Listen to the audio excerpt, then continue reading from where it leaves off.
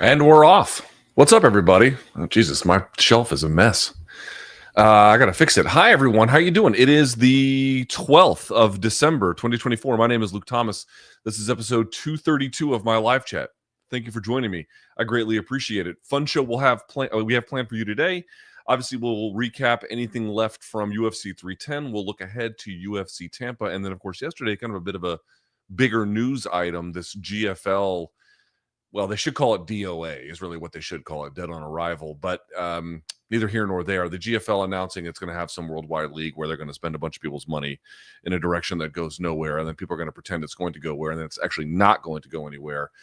But then the people who are into the sport now won't be in it long enough by the time it actually goes out of business for you to be like, okay, well, your cynicism was totally well-founded.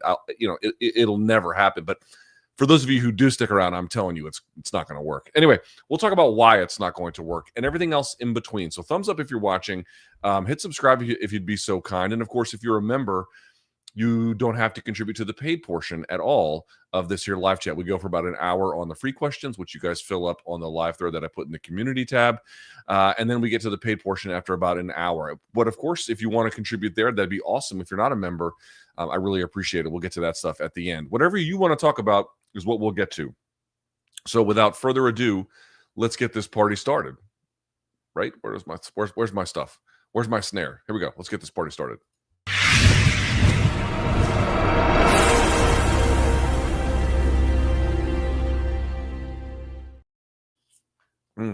Got my muscle milk protein. They're not a sponsor. I just like it because this one has 40 grams of protein and only 200. Well, if you can't quite see it, but only 220 calories. Not a bad deal if you're going to drink your calories in terms of your, protein to calorie ratio. It's pretty good. Doesn't taste too bad. So went to the gym today, feeling like I wanted one. All right. Let's remind everyone. Excuse me. Let's get rid of this here. Let's remind everyone. All live programming on this channel, wrong side, is brought to you by our friends at Toiletries. There's a link in the description box below. You can go to TOOLETRIES.com. Use my code LT15 for 15% off. Whether that, ladies and gentlemen, is your beer or drink holder, whether or not that's just a fun product, but whether or not it is your grooming products, this is one of the best ones I've literally ever used, if not the best one. And by the way, USB-C rechargeable, which I have to love, or it is what they really do best. They do also, they also do their beard wash, which is also very good. I love this kind of a thing. But on top of it, they're scrubbers. Anything you need for men's grooming. This one is silicone. Obviously, it can hang in your shower rack. Easy to use, and it's ergonomic for the fingers. They do quality right. Simple, clean, effective, modern, sleek, easy to use, easy to store, and you get a tremendous benefit from using it. You can get 15% off everything. I think they're still having a holiday sale, as well. So you can go to toiletries.com, fire in that code LT15 for an additional 15% off everything store-wide. Okay? All right. Thank you guys so much. I appreciate you being here. Let me refresh these questions on the thread, and then we're going to get going here. All right. Let's see what we got. Let's do it this way. Like that. All right. Let me make sure you guys can see. And I think you can. All right, here we go. Yes. What do you make of Topuria implying he's done at 145 and wants to fight the number one contender at 155? Charles Oliveira. Trolling. How would you see that fight go? Rule number one, always when you hear stuff like this, doesn't even matter if they're a champion. It's one thing for a fighter to say what they want to do. It's quite another for what the UFC says is going to happen. I think as a general rule, you would be wise to keep that in mind. Now, again, if he is hell-bent on giving up the title, I suppose that they can't necessarily, I mean, they certainly cannot stop him, but I suspect that this is not what they want. I suspect that this is something they're going to try and talk him out of. And when I say talk him out of, offer him a series of incentives and or threats and or just pressure to not do it. So, I understand he is saying it. I understand the coaches are saying it. I'm not in any way suggesting that they're lying to you. They might intend to move to 155.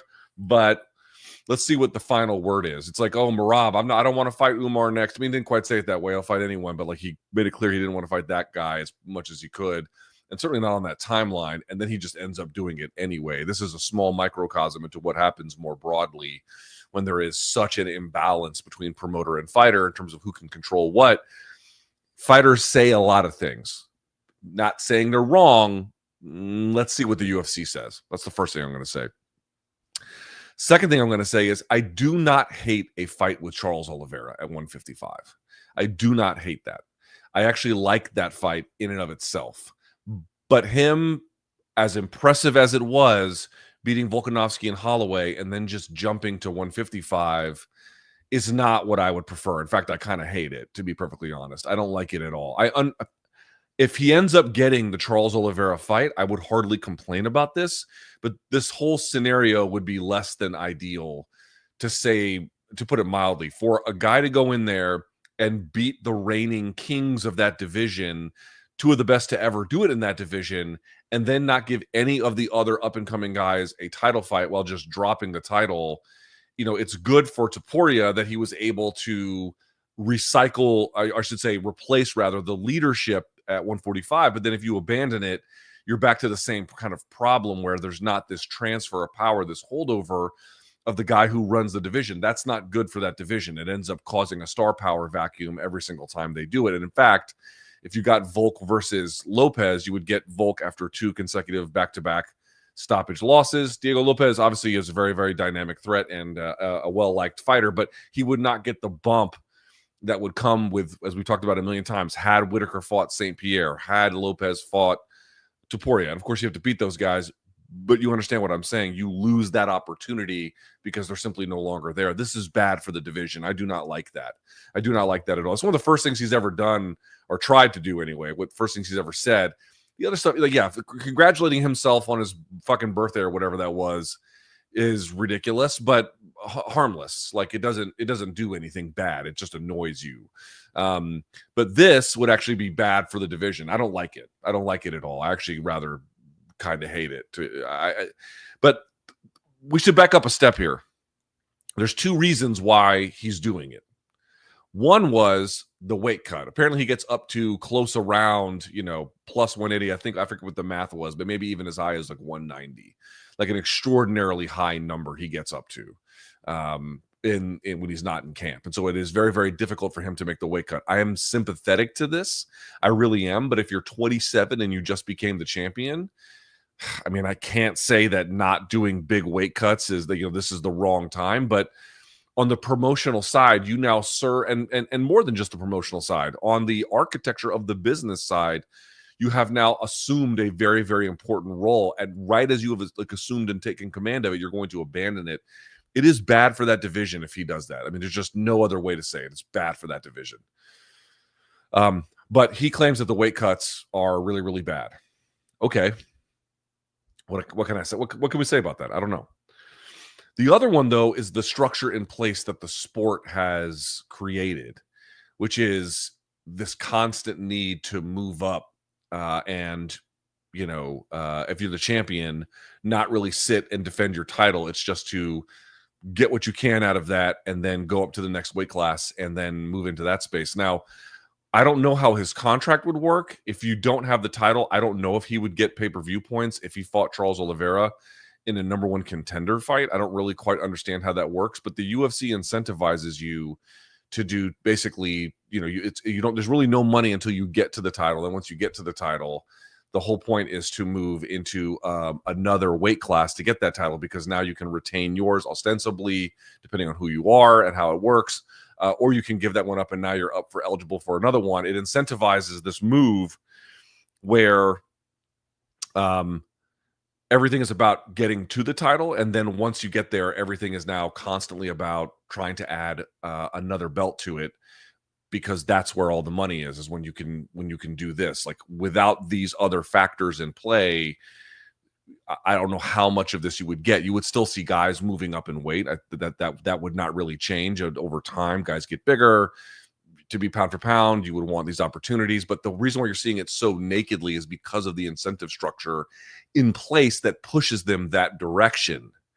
You know, so I really dislike this. I really hope, well, you know, you want him to take care of his health. What I hope is that there's a way he can maintain at 145 at least for one or two, really 2 or 3 more fights. You know, you beat Movsar, you beat Diego Lopez, you beat, I'm not sure who else would be up there, but whatever. Certainly you beat those guys, and then maybe another one.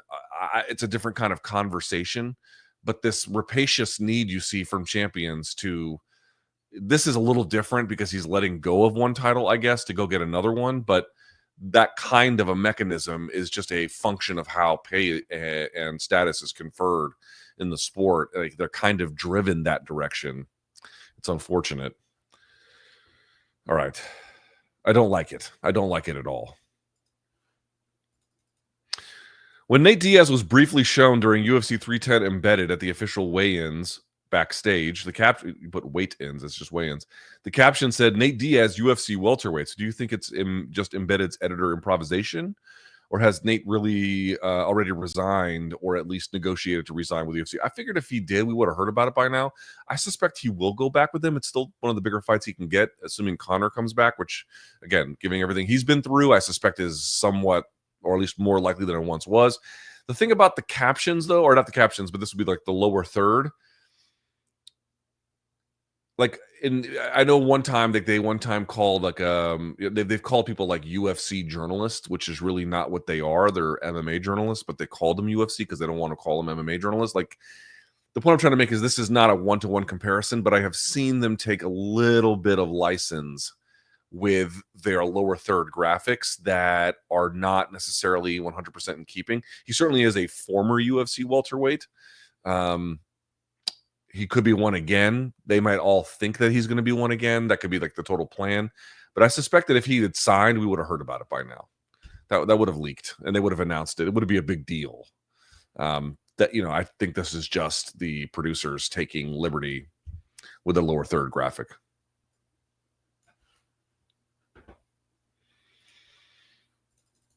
Shavkat Garry was a late replacement fight, 3 weeks for both of them. Luke, how is it that neither during your watch along nor on Monday MK, how you didn't take into account? There's a couple of extra negatives in here, but you didn't take into account. You didn't take that into consideration.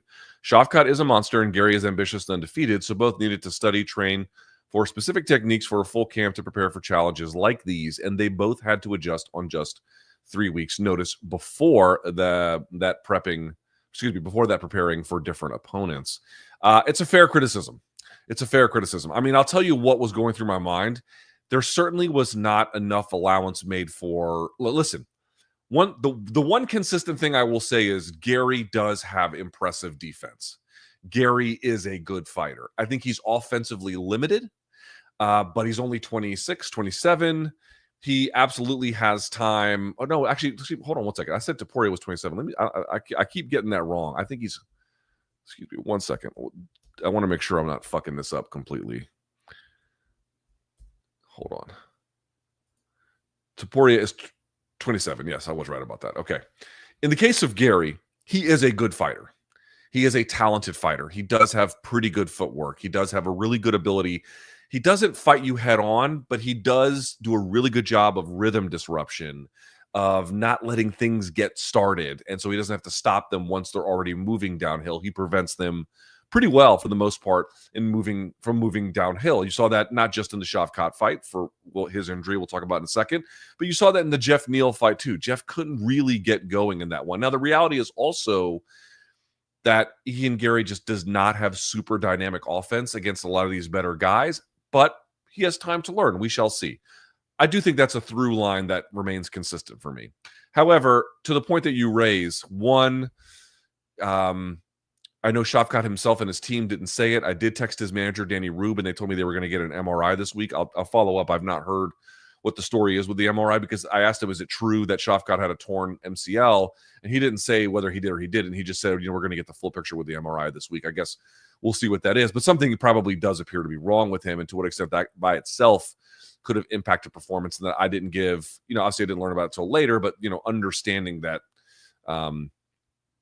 there was something a little bit off about him, even if you want to recognize that Garry was better than expected, I think goes into play. But the point you raised is something different. Like, even if they're totally healthy, they had to make this switch on 3 weeks' notice. And sometimes folks don't think that really matters. It can often matter quite significantly. I made this point. I don't remember exactly what the timeline was. I think it was shorter. But when John Jones fought OSP, you go look at the odds. We all thought John was going to run over him. And John did win. And if you look at the scorecards, win handily. But it was a very ho-hum kind of affair. He was quite risk averse in that one. In fact, you saw him later do that in fights that were scheduled on their own timeline with normalcy, like Thiago Santos. And now you see he wants to fight Stipe Miocic. He wants to fight, well, the Cyril Gane one he had to get the title, but kind of taking some easier fights along the way, or at least taking a risk averse approach to them. I bring this all up to say it's a fair criticism. I will tell you that what I was thinking was the following. My thinking was that I did not give a lot of consideration to whether or not they had an injury, because that's just pre-fight, because that's just really hard to know. The way I was thinking about it was, I thought that even though I thought Garry could slow Shavkat down at points, I thought Shavkat was going to run over him. And that whatever these changes that might have been real, and to the point now, I think somewhat explanatory about both of the performance, and also they were sparring partners previously, the whole 9 yards, that it wasn't going to matter enough. My thinking was that it just wasn't going to matter enough. Garry was eventually going to succumb to the onslaught of Shavkat, and then it doesn't happen, and you're like, okay, well, now you have to really reflect on why that was. It's a fair criticism. I think I got that part of it wrong. I should have taken that more into consideration. Again, it's hard to know exactly what that means, but then when there's a bit of a stall out in these fights, Garry has a tendency to make fights stall out a little bit. Again, this one, the Jeff Neal fight, at parts the MVP fight too. Not so much the Magny fight. He was kicking his ass. But the other ones, it's a little bit like that. At the same time, the opponent change could not have helped. It certainly complicated things, and it makes both guys a little less able than normal to exercise their game. Then you add in they were sparring partners. Then you add in that maybe Shavkat was injured. Then you add in that Garry was somewhat underrated, and it all kind of worked to the position that it was. So my mistake, I think, was that I just felt like Shavkat was just going to beat his ass, and that it was going to just trample all of this analysis. Well, turns out that didn't happen, did it? Luke, how do you foresee Fury versus Usyk 2 going? That's a great question, dude. I have barely thought about it.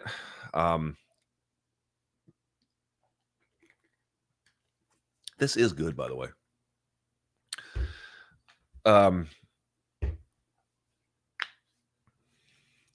You have to. Okay, so what is Usyk good at?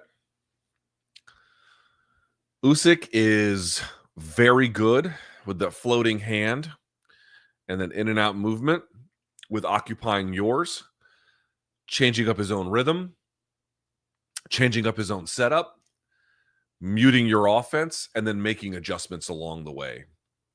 So what you really have to ask yourself is there a style of fight that Fury can use that takes away key components of that for long enough to win a decision? The answer is probably, but I just don't think that that is the likeliest thing. I mean, I do think it's close. Don't get me wrong. It's a close one. But I think Usyk probably has him figured out.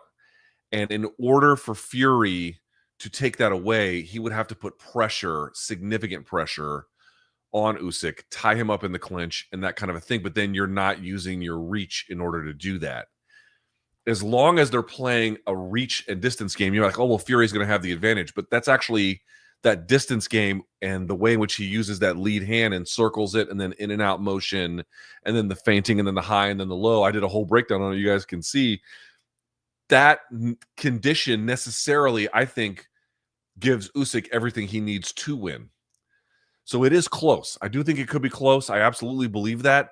But I kind of feel like Fury has to fight in a way that nullifies some of his advantages in order to remove the oxygen from the things that give life to Usyk's style. It's a tough matchup, dude, for a guy. I mean,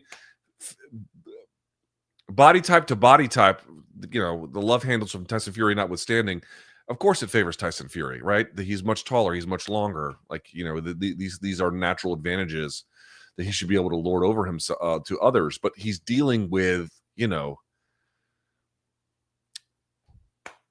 he's dealing with a chess master. You're just dealing with an incredibly high IQ boxer, and you give that guy space and the ability to play that hand, the fencing game is what they call it, basically, at range. That's a fucking tough fight, dude. That's that's a tough fight to win, bro. He is clever. He is clever. Super fucking clever. And his timing is, you know, it's not perfect, but it's close. And his power is not the highest, but it's credible. And you know, there are some questions about his durability to the body. And I know some folks have talked about that. You might see Fury go more there. But again, like I just feel like he's going to try and use his advantages, which ultimately don't take away the advantage, the situational advantages that Usyk is able to take advantage of. He's a fucking tough guy to beat, man. He's a tough guy to beat. He's special, to put it mildly. He is special. What do you think Colby needs to adjust this late of a game in his career to be able to compete at this level? I mean, he might beat Buckley, but he ain't winning a fucking title. Buckley still has that young man strength, which we saw in the Ruzaboyev fight, where Colby's current skill set would be ineffective. Colby's days of being, I mean, he might contend for a title, but winning one, whatever window there was to capture that is closed. I don't think there's really much issue there in saying that. Let me look at Buckley's numbers here, if I may.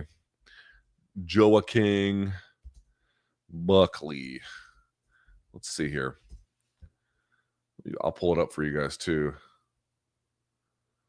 Oh, here, let's take a look. Let's take a look together. How about that? These are Buckley's numbers. Takedown defense, 69%. Takedown accuracy, 50%. That's no big deal. Takedowns 2 per 15 minutes. That'll be interesting to see. So he got 4 on Stephen Thompson. He got 4 on Ruzaboyev. Moreno got 1 on him. How long was that? When did he get that? And how long was the control time? He got that one in round 3. No control time. So he got nothing with it.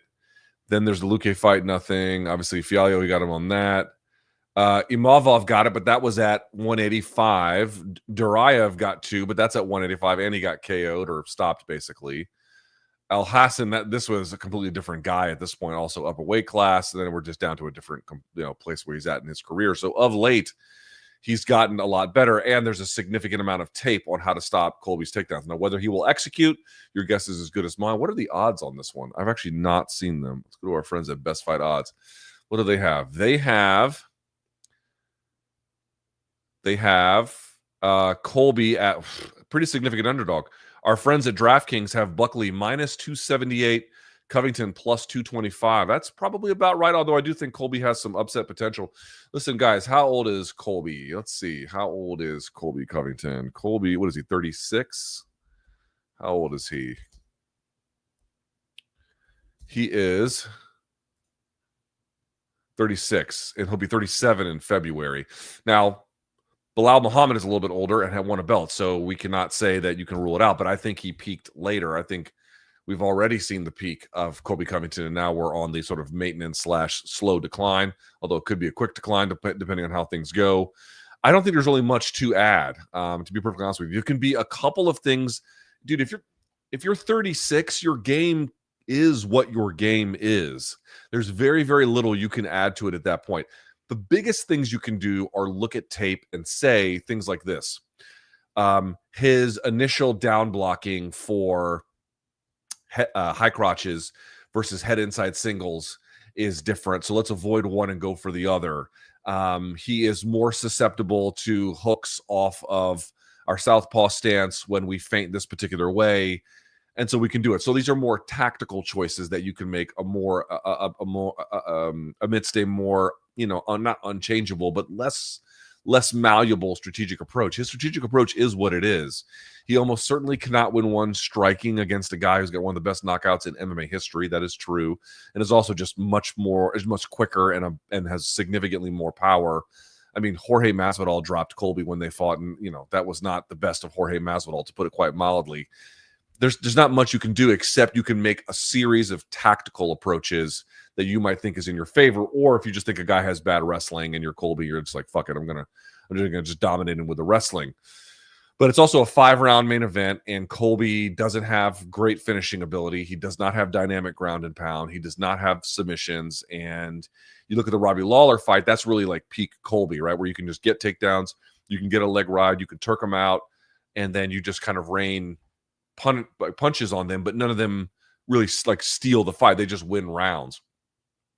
I suspect his cardiovascular conditioning is not really affected. I suspect he can still go 5 rounds pretty hard if he needed to. I think that makes him a real threat. And again, he can steal a takedown, he can find the back, whatever. But he's kind of up against a guy who can wrestle decently well himself, who is a very good striker, who's much quicker and has beaten better competition more recently. I mean, I don't know how else to say it. I mean, yes, Wonder Boy is certainly kind of old, but he's a ranked opponent. Like Colby, what the fuck is he doing?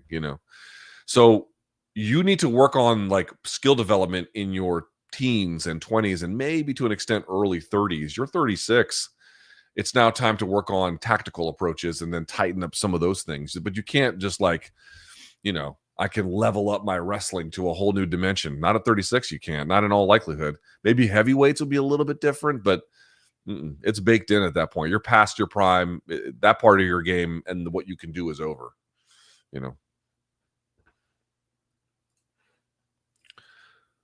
Are there any updates on what the UFC drug testing policy has been doing? Reports on effectiveness or amount of tests? They have that. They have the portal. You can check out who's been tested for how many number of times. But does anybody give a shit? It was all one big fucking charade. It's always been a big fucking charade. It's always been a fucking charade. It's a charade. It's a charade. It's always been a charade. It was just the UFC's attempt in the TRT era to distance themselves from the bad publicity that came from that, to create a level of insurance in the amount, and I'm using the word insurance loosely, in the event that some kind of terrible event took place, they could say, we're doing whatever we can. It wasn't really great for the product. They were anti-doping zealots. The UFC got completely sick of them, which was somewhat surprising, but I think also kind of inevitable. And now here we are. So, like, what do I think about it? Like, nobody cares. And when USADA was around, that, like, I don't think anybody really cares, because then you guys go to one and you guys go to these other organizations and all of a sudden you just stop giving a shit. Bellator at the time, and people were like, no, they still care. We're gonna make USADA get to those organizations too. Then PFL stupidly signs up for it, but really nobody gives a shit. Nobody cares. Mark Hunt seems to care. God bless him. I hope he is able to continue his efforts. He gets every legal opportunity he can to make that work. But, it, in their heart of hearts, the vast majority of people don't actually care about this. And, the fighters don't seem to care about it either. 1 second. I'm going to put this B-roll back on. I just got to plug in my camera. Give me just 20 seconds. Here we go. Oh, Jesus Christ. Hold on. God damn it.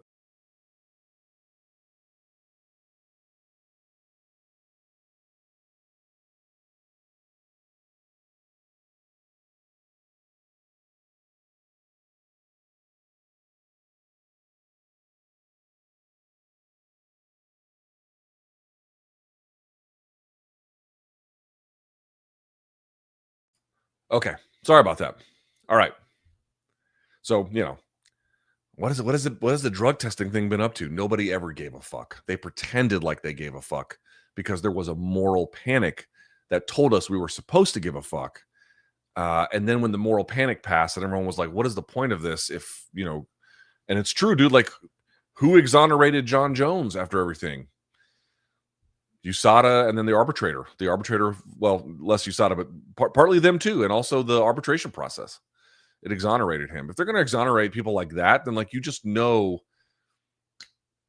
Again, I mean, I know I sound like a broken record on this shit, but it never ceases to amaze me that we had to endure lecture after lecture after lecture about how the fate of the sport was in the hands of the drug testers and these angels sent down from heaven to protect us from ourselves, and how if we didn't, there was going to be cats and dogs living together in mass hysteria.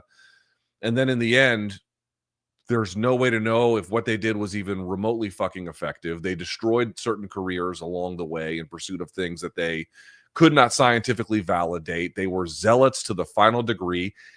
During the pandemic, they wanted the U.S. government, folks forget about this, to give them the authority to look into illicit online gambling, because what they really wanted to be were vice cops.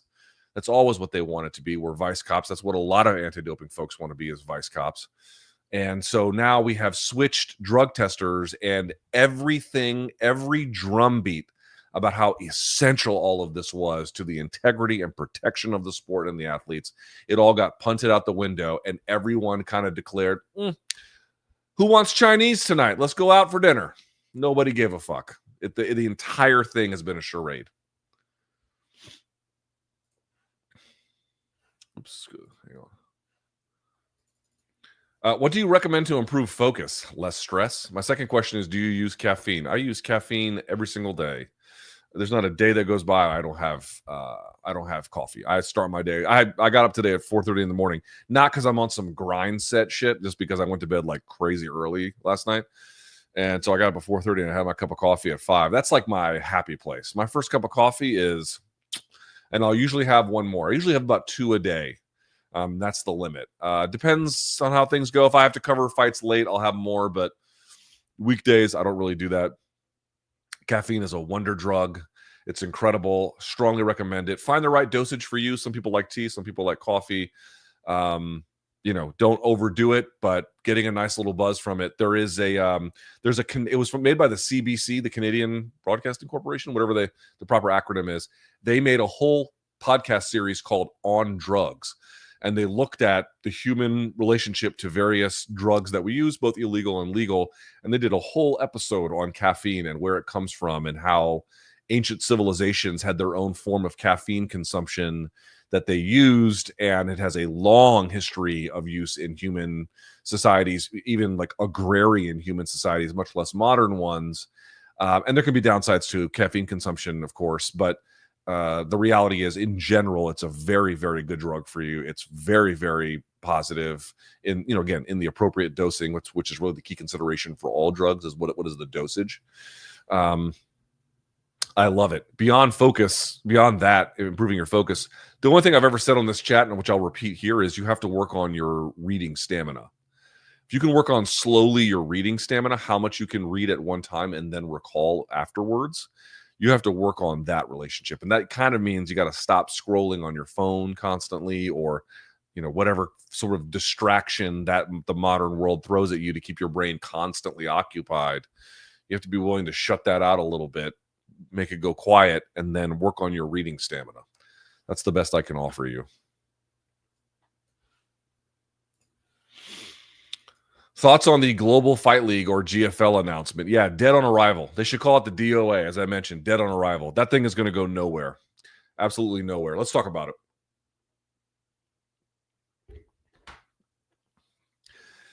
If you watch fight sports long enough, you don't have to be a genius. Certainly am not. But things just began to rhyme over the course of history. I lived through the time when the UFC was not nearly as popular as it is now, and not nearly the dominant force that it is now. When the IFL was around, and you had the Quad City Silverbacks, and you had, the Tokyo fucking Razor fucks, and, whatever all the different names were. And The people behind the IFL spent a ton of money to make that work because they wanted to make a brand differentiator. And they had some other differences along the way too. There was, of course, the point system for the teams in the playoff and all that kind of stuff. But also they had a ring. They didn't use a cage. They wanted it. This was still at a time when the ring versus cage debate had not been settled in the sport. And they lost all their money and they went out of business because, of course, they did. And I know what some folks might be tempted to say, which is, okay, but like just because the IFL tried it and it didn't work doesn't mean it can't work, which in and of itself is a true statement, but also misses the point because it's not just that the IFL went out of business on the team concept. It's that that's partly true. No one else has ever been able to successfully use the team concept outside of one-off events. So, for example, you might have seen Quintet, and that's sort of like their model, but it's a very small thing. But the point is you might be able to get like, hey, we're going to have a team concept for this event on this day. And that might be a gimmick you can use to meaningfully attract attention. That's a thing that can actually happen in very, very small bursts. But no one has been able to successfully scale a team concept. And by the way, there's also been like Iron Ring. You guys might not remember that. That was an MMA show built around like catering towards the African-American community and building teams. And that, you know, it was an interesting concept, but it also went nowhere. They've tried this in a number of different ways, and it never, ever works, the IFL being the biggest one among them. And they had over $100 million back when that was a lot of money to make that work. And, of course, it didn't. So you add that in. You add in the fact that it's never been able to be scaled. But that even that kind of doesn't really tell you the story. The real story is there's basically at the high pro elite level, there's really only one way to do this. You can't actually reinvent the wheel here. And that is you have to have fighters that the public cares about in bouts of consequence or star power. That's it. There's nothing else you can do. Now, you can have a regional promotion, and that could be fine for what that is. And when I say regional, I don't mean just like the mid-Atlantic area, but Aries FC in France, or Cage Warriors, and they're a little bit more international. But let's say the UK or something like that. That can work. Those models can work. But if you're trying to do something beyond just a sort of a geographic model in a larger feeder system, there's only one way to do it. You have to have fighters that the public cares about with either star power or in bouts of consequence. That's it. There is no fucking other way. And this is why I've been trying to say on this chat for quite a long time that this is why, among the other reasons, this is why the UFC won't co-promote with PFL and why no one else can compete with them. Because right now, the UFC has a monopoly on the industry, but what they really have is a monopoly on who the public perceives as legitimate. They would have to cross-pollinate with other entities and then watch the results bear out over time for legitimacy to be conferred in other directions. But they close that door before it ever happens. Now, of course, they also have most of the best fighters anyway. We know that. But they probably don't have all of them, right? They probably got most of them, but not all of them. And so they deny that legitimacy to be conferred. And I don't think that, necessarily closing the door to GFL, if they even if they opened it, it wouldn't really change their fortunes for another reason. But you get the point I'm trying to say. Every 5 to 10 years, somebody comes around and says, we're just going to take ordinary, maybe even shitty MMA, but we're going to repackage it in a very confused way with extra layers that really nobody asked for. And we're going to say what we're doing is we're reinventing the industry. We're rethinking things. We're doing things that no one's ever done before. But the reality is people have done this before, and it totally failed. And the reality is nobody asked for teams. Nobody asked for fucking clubs. Nobody asked for a point system. Fans don't care. This is almost akin. This is not quite right, but it's almost akin to being like, what we're going to do? Hey, you've been to the Renaissance Festival, right? Oh, yeah, you have? Well, we're going to go to the Team Renaissance Festival. You're like, what the fuck is the point of that? Oh, no. If you've seen regular Renaissance Festival, wait till you see the Teams one. It's like, I don't want to see. What the fuck does that even mean? I don't even want to see that. Why would I want to see it? I just want to see, I want my Renaissance Festival experience. I want my big turkey leg.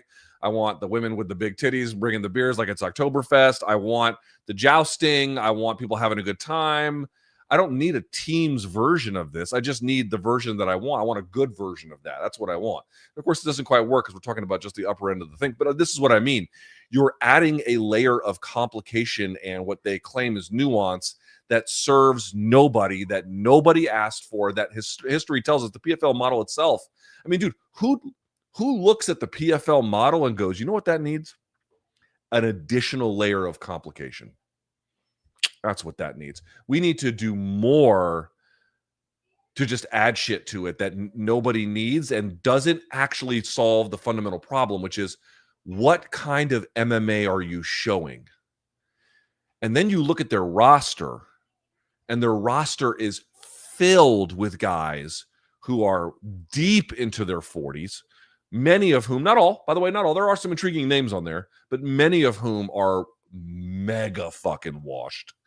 Many of whom told the court in the antitrust hearing that they have brain trauma and they really need this settlement to help them get the medical services that they require. And now they're signing up. And again, I know there's a draft and many of them may not get drafted, but the fact that they're even under fucking contract is like ghoulish to begin with. Like at every fucking level, this thing is going to fail. Now, let me say two things in response to that, which I genuinely mean. If there was one takeaway from the IFL that I found surprising at the time, but I think you should wait for here, and it will depend on how it goes, the fighters themselves actually loved the team concept at the IFL. It fell apart over time, and that's what will happen here as well. But there were many of them that really kind of believed in it, that wanted to win for it. Again, there was an incentive structure for them at the time. But you might actually see the fighters themselves speak highly of it. You might see them really, really genuinely buy into it. Like that's a thing you should probably expect if past is prologue. That's the first thing I'm going to say. I forgot what the second one was, but well, just that it's just going to collapse in on itself when it, like, here's what's going to happen, because this happens every time they do a team concept. It's going to make some fights that you never expected happen, and they're going to be great. But on the other side, it's going to get in the way of a lot of fights that people would prefer to see, that you can't make because you're locked into a system that simply will not allow it. Or, as you guys all know, especially given the roster of who they've got, guys in their 40s, a bunch of them hella washed.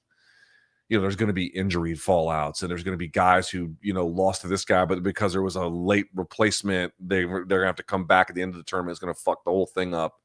But at the end of the day, it's a basic question. What kind of MMA are you showing? Are you showing the fans the big name fighters that they care about in bouts of star power or significance? And if the answer to that is no, you can put a team concept on it. You can make them fight in a fucking car. You can make them fight on a barge. You know what I mean? And it's just ordinary MMA. You didn't change the rules of the actual sport, although you might. I mean, we'll see if they even allow elbows. But, you know, it wasn't like you like gave us a different thing. It wasn't like you gave us BKFC or Pride rules where you kick soccer kick and stomp. You're giving us ordinary MMA with people who are mega washed. Not all of them. Many of them are not, but many of them are mega washed and or in their 40s and or telling the fucking court that they have brain trauma. That's the only thing that really will determine what kind of. And by the way, they don't even have a broadcast partner, but forget that part too. Imagine if they did. That's the thing that matters the most. What can you answer about that question? Do you have names that the public deeply cares about, that are that they recognize as like legitimate guys in their weight class, in bouts of consequence that the public can get behind, and or is their star power? And I know they got a lot of like faded UFC names, but they don't have anybody on their roster that can do that. Not very few anyway. There might be there were some intriguing names, but very, very, very, very, very, very few that can even approximate. I mean, they're on that roster probably because they can't do it, right? The UFC just let them go. It cannot work. It cannot work. And I know it's weird. You're like, well, if it cannot work, how do these things keep happening? How do these Silicon Valley, that's who they claim the money comes from, how can it be that people will still give money to this if these ideas fail? This is a question I have been wrestling with since I've gotten into fight sports.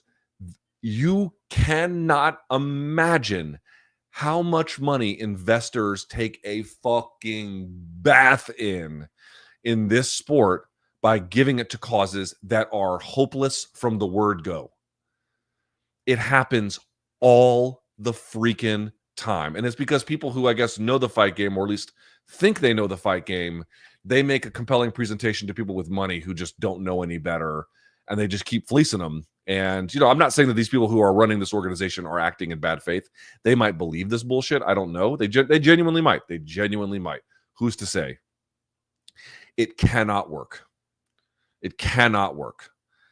You cannot fix having 47-year-olds doing bad MMA by putting a team concept around it and saying, hey, we give 50-50. Oh, this is the thing I was going to say.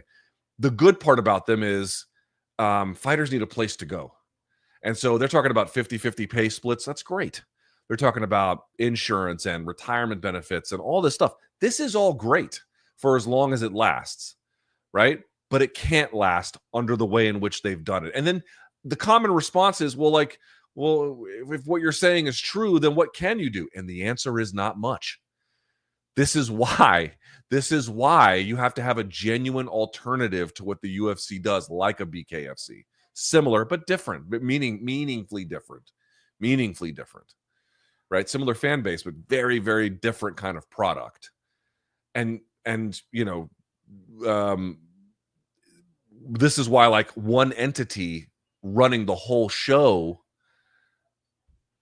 it clamps down on what is possible further in the industry. Now, a lot of these guys wouldn't be fighting anyway, even if there was like vast diversity of, there's a lot of different promotions like there is in boxing and, whatever they were trying to get signed. But you would at least see like all the promoters would have the ability to like somewhat differentiate the product. But at their core, what they would be doing is the same thing.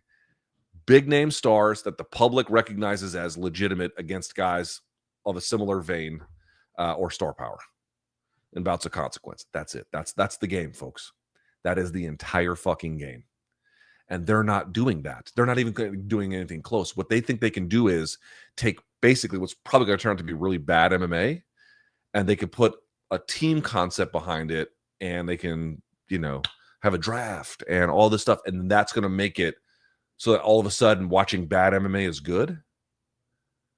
Like, the team concept is, like, imagine looking at the NFL and thinking, what we need to do? We need to do a football league where there is no draft. Like, well, they have a draft, we won't do one. You know what I mean? Like, looking at the NFL and thinking that the way to fix this is to take all the guys who are either aged out of the NFL or couldn't make it in the NFL, or washed out of the NFL, and then putting some kind of weird different football concept behind it that football fans never asked for, and then being like, that's going to work.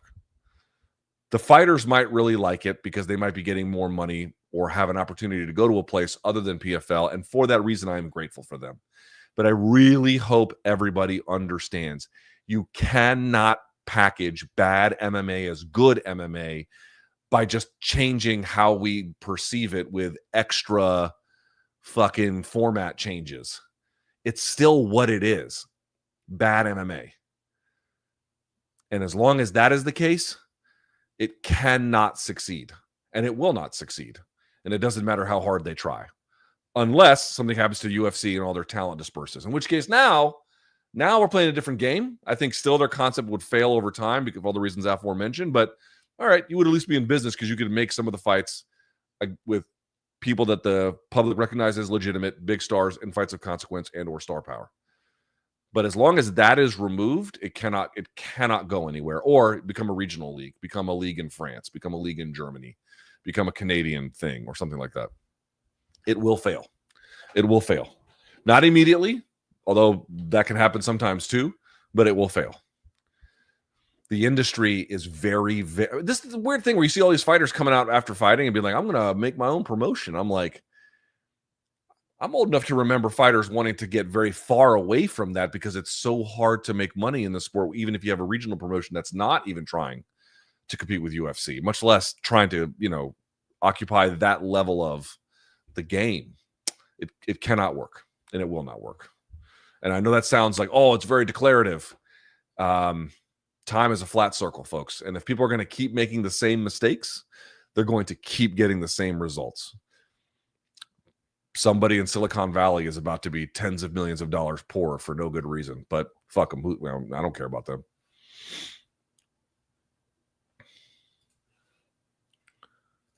Colby's last fight, he was not himself. Do you think two Usman wars changed him? The fight will tell a lot, but I have a feeling he may be washed. He's definitely somewhat washed. He's on the, I mean, washed is a strong word. I don't know if he's washed. He's on the decline, but he also claimed he had an injury. I think it might look something like Conor in the second Dustin fight relative to Conor in the third Dustin fight, where he was kind of didn't look himself. He wasn't injured in the second Dustin fight, but he just didn't fight in his karate stance and all this stuff. And then he got injured in the third one, but for as long as it lasted, he was fighting a little bit more spirited. I think you might get something like that. I think he'll be more spirited this time, but and he could win. He could definitely win. Like Colby's got the ability to win 3 rounds. You think? I definitely would not want to preclude that, but do I think the Usman wars? Those were not pronounced beatings. I don't think so. I think inactivity and the lack of development and maybe an injury in the case of the Edwards fight kind of fucked everything up for him.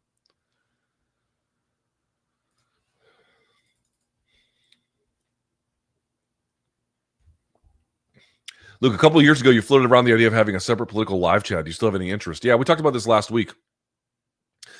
Myself and many others would like something like that. Yeah, well, this is something I've been discussing for quite some time. I don't have anything to announce today. This is something I talk about with a lot of people. Like, if there's a way to do it, how do you do it? I don't have anything to announce because I haven't figured it out yet. But 2024 was like a very, very, very difficult year for me privately. In part because it was a major year of adjustment. But I think most of that adjustment I've gone through. And I think now I'm in a better place to understand like what I can do and cannot do. So I think 2025 will be a time, first quarter, second quarter, 2025, we'll really get something. I'll have a clear content plan about what I want to do. Ian Garry said on Ariel's show this week, he plans on taking 6 months off to work on certain aspects of his game and come back in the summer. If he works on his finishing and aggression, do you think he can come back and make a real run at the title late next year, early 2026? Yeah. Yeah, if I was him, I actually like that idea. I mean, normally at 27, I'm like, get out there and fight. But again, I think his defense is pretty good. His feet are fast. He thinks on his feet. He is good about stifling people from, again, moving downhill. He is very, very good at that. You have to give him credit. But his offense, to me, I know the stats are a little bit different because he's got some fights where he's kicked people's asses, but going to hold him back big time unless he fixes it. I actually really, really like the idea. I really like the idea of him going in there and just working on it outright. 100%. I think he would be served very, very well doing something like that for sure.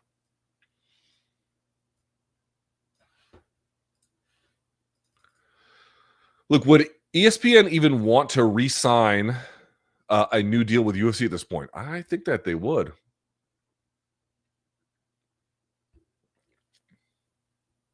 I asked this because with the UFC shifting completely into a right-wing echo chamber and partnering with right-wing politicians and sponsors, you mean, such as the non-woke razors. Yeah, the fucking dumbest product on earth. I feel that all of this basically goes against who ESPN views themselves as. This is not the same UFC that ESPN signed a deal with in 2018. Things have changed a lot. I mean, they have and they haven't. So you guys may have not seen this. Manscaped, who I think signed a deal with UFC 2019, circa 2019. They're going to be out. We don't really know. Did they leave? Did UFC not want to renew? Did they want to renew? It's hard to know, but they're not going to be there anymore. They've been replaced by a company called Jeremy's Razors. The guy who runs it or owns it at a bare minimum is the owner at Daily Wire, a conservative news outlet. And in their press release, well, here, let me pull it up. It's the dumbest press release you've ever seen in your fucking life. I mean, they would just put it to you that way. Let's see. Jeremy's Razors, UFC. Let's see. News. Here we go. I'm going to read you just one quote. Look at this fucking stupid ass quote. At Jeremy's Razors, we believe you shouldn't have to take a punch without throwing one back. Okay, whatever. Co-CEO of the Daily Wire. America, if I'm Jeremy, I'm going to assume it's pronounced boring. I could be wrong about that. I honestly am not trying to fuck up his name. I don't know. Quote, Americans are tired of giving their money to woke corporations that hate them. Boy, that's a dog whistle and a half. They're looking for alternatives, organizations that celebrate strength and masculinity without apology, right? I mean, listen, guys, who do you think this is tailored to? Who's the kind of person who says corporations hate me that watches UFC? I mean, dog whistle if ever there was one. They're looking for alternatives, organizations that celebrate strength and masculinity without apology. Did Manscaped apologize for masculinity? I didn't get that memo. Like Jeremy's Razors. When we launched our company in 2022, one of our very first customers was Dana White. We're proud to stand beside him now, the official razor partner of the UFC. Yeah, which is fine. I don't care about that. I mean, here's my just general view on things. Like, you may not like Chick-fil-A's political opinions. You may love them. It really all depends. But they make a fire fucking chicken. Like, there's no one's like, oh, I don't like their opinions and their food doesn't taste good. Like, they lead first with like doing a good job. I've never used Jeremy's Razors. They may be good. I have no idea. But like, if you're leading with your identity as part of like a culture war, something tells me you're doing that because your product is shit. You saw guys do that during the pandemic with beer. And it was like, it's like Freedom Beer or like whatever the fuck it was called. And of course, it ends up being it's like the worst tasting beer they've ever had. Neither here nor there. You're asking about this question, which was, would UFC want to, or would ESPN even want to resign with him? And the answer is, I definitely think that they would. Maybe not necessarily in the full, we're going to buy the entire inventory of product that we did before, but I definitely think that they're going to want to try and stay in business with them for a couple of reasons. One, we are living in a time currently, both in the United States and other places as well, where the right wing is ascendant in the culture and in obviously in various political posts. This is not universally true, but there are certainly some truth to it in a wide variety of, certainly even in Western governments, and this one here in the United States in particular. The right-wing culture is ascendant, and then the right-wing political power is ascendant. And so for that reason, rejecting right-wing power and or culture in the middle of its apex or something close to it, no pun intended, seems inadvisable or at least something that ESPN would not do. I don't think that they would do. That's the first thing I'd say. Second thing I'd say is they probably still need some UFC content to make any of their products or offerings worthwhile. UFC has been a big part of what has made ESPN Plus, to the extent that it's been successful at all. UFC has played a very significant role in that. That they don't need to be that same kind of player that they once were. Again, the whole suite of content. They don't have to offer them that, but I do think they would probably want some of that. How much we'll see. And I don't think, because the right wing is ascendant both culturally and politically at this moment in time, this notion of there's like some kind of cost to doing business with them, I don't really foresee as true right now. And again, not for quite some time. I've made this point before. Trump is in office. They're going to fire Lena Khan at the FTC. Did you guys see this? That even JD Vance liked Lena Khan, and be quite open about it. They're going to fire. I mean, does anybody think if TKO tries to make any moves towards monopolization of the boxing industry or anything else, that there is going to be any antitrust enforcement of Donald Trump's friends? Please be fucking serious. So there's certainly no regulatory environment beyond what a lawsuit, which would take forever to like go through the courts anyway, and most of those guys sign their rights away to participate in one. The regulatory climate is very favorable to the UFC for now and in the foreseeable future. And then on top of that, if they sign a deal with Netflix, this is like the biggest streamer in the world. Again, they are ascendant at this moment. I don't think now is the time you would see anybody cut bait unless they really had some kind of strong difference of opinion. Maybe Manscaped did, or values, who knows? I don't know what the story is there, so we could just be making it up. I don't know. The thing you have to think about, and this is the point I keep trying to tell people, and I made a point on Twitter, and there's just a lot of people who are unable to hear this. They think I'm like being negative about it, but I'm actually just asking a question because we really don't know what the answer is. And I do mean that. We do not know what the answer is. You don't know what the answer is, and neither do I. We don't know. We simply don't know. In the short to medium term, the UFC, and this is from Dana White and to an extent TKO as well, pressure to lean so heavily into the right wing. I mean, and I know some folks are like, oh, it's the same as what the NBA did. It's really not.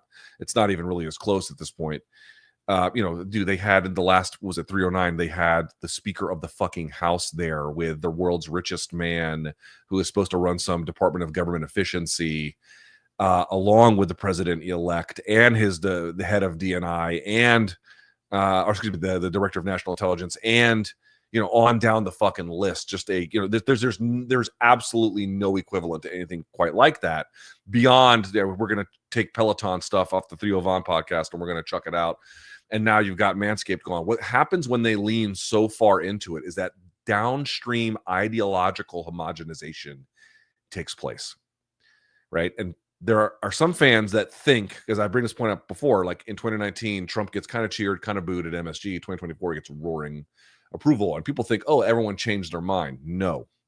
Perhaps the most underreported story in the sport right now is a quiet exodus of people who are repulsed by this advocacy. The truth is, though, we don't know how big that is. Right now, we have no clue. I don't know how big that is. No one's measuring it. We have no way to know. I'm just trying to tell you, I have people in DC media who have very big, important jobs tell me they would like to cover it, but they are repulsed by it. I get letters every fucking week from people who cannot take it anymore on their own reasons. And they write me and they tell me they are gone. They're done. And this has been happening now for a couple of years at this point. And it has reached a zenith, obviously, given the electoral outcomes that we're in. There is a quiet exodus happening. The question you have to ask yourself is it going to hurt them in the short run? Absolutely not.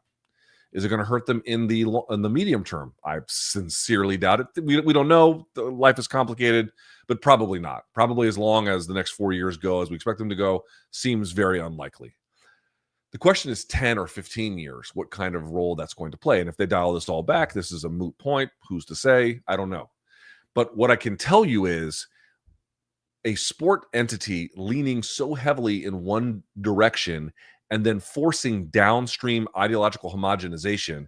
Guys, I am old enough to have seen the Bush coalition come and go. I am old enough to have seen what that led to, which was the Obama coalition. But I'm also old enough to have seen that one come and go. And but for 4 years of the last presidency, it has basically given birth to MAGA and the Trump coalition. And right now, they're at the peak of their powers.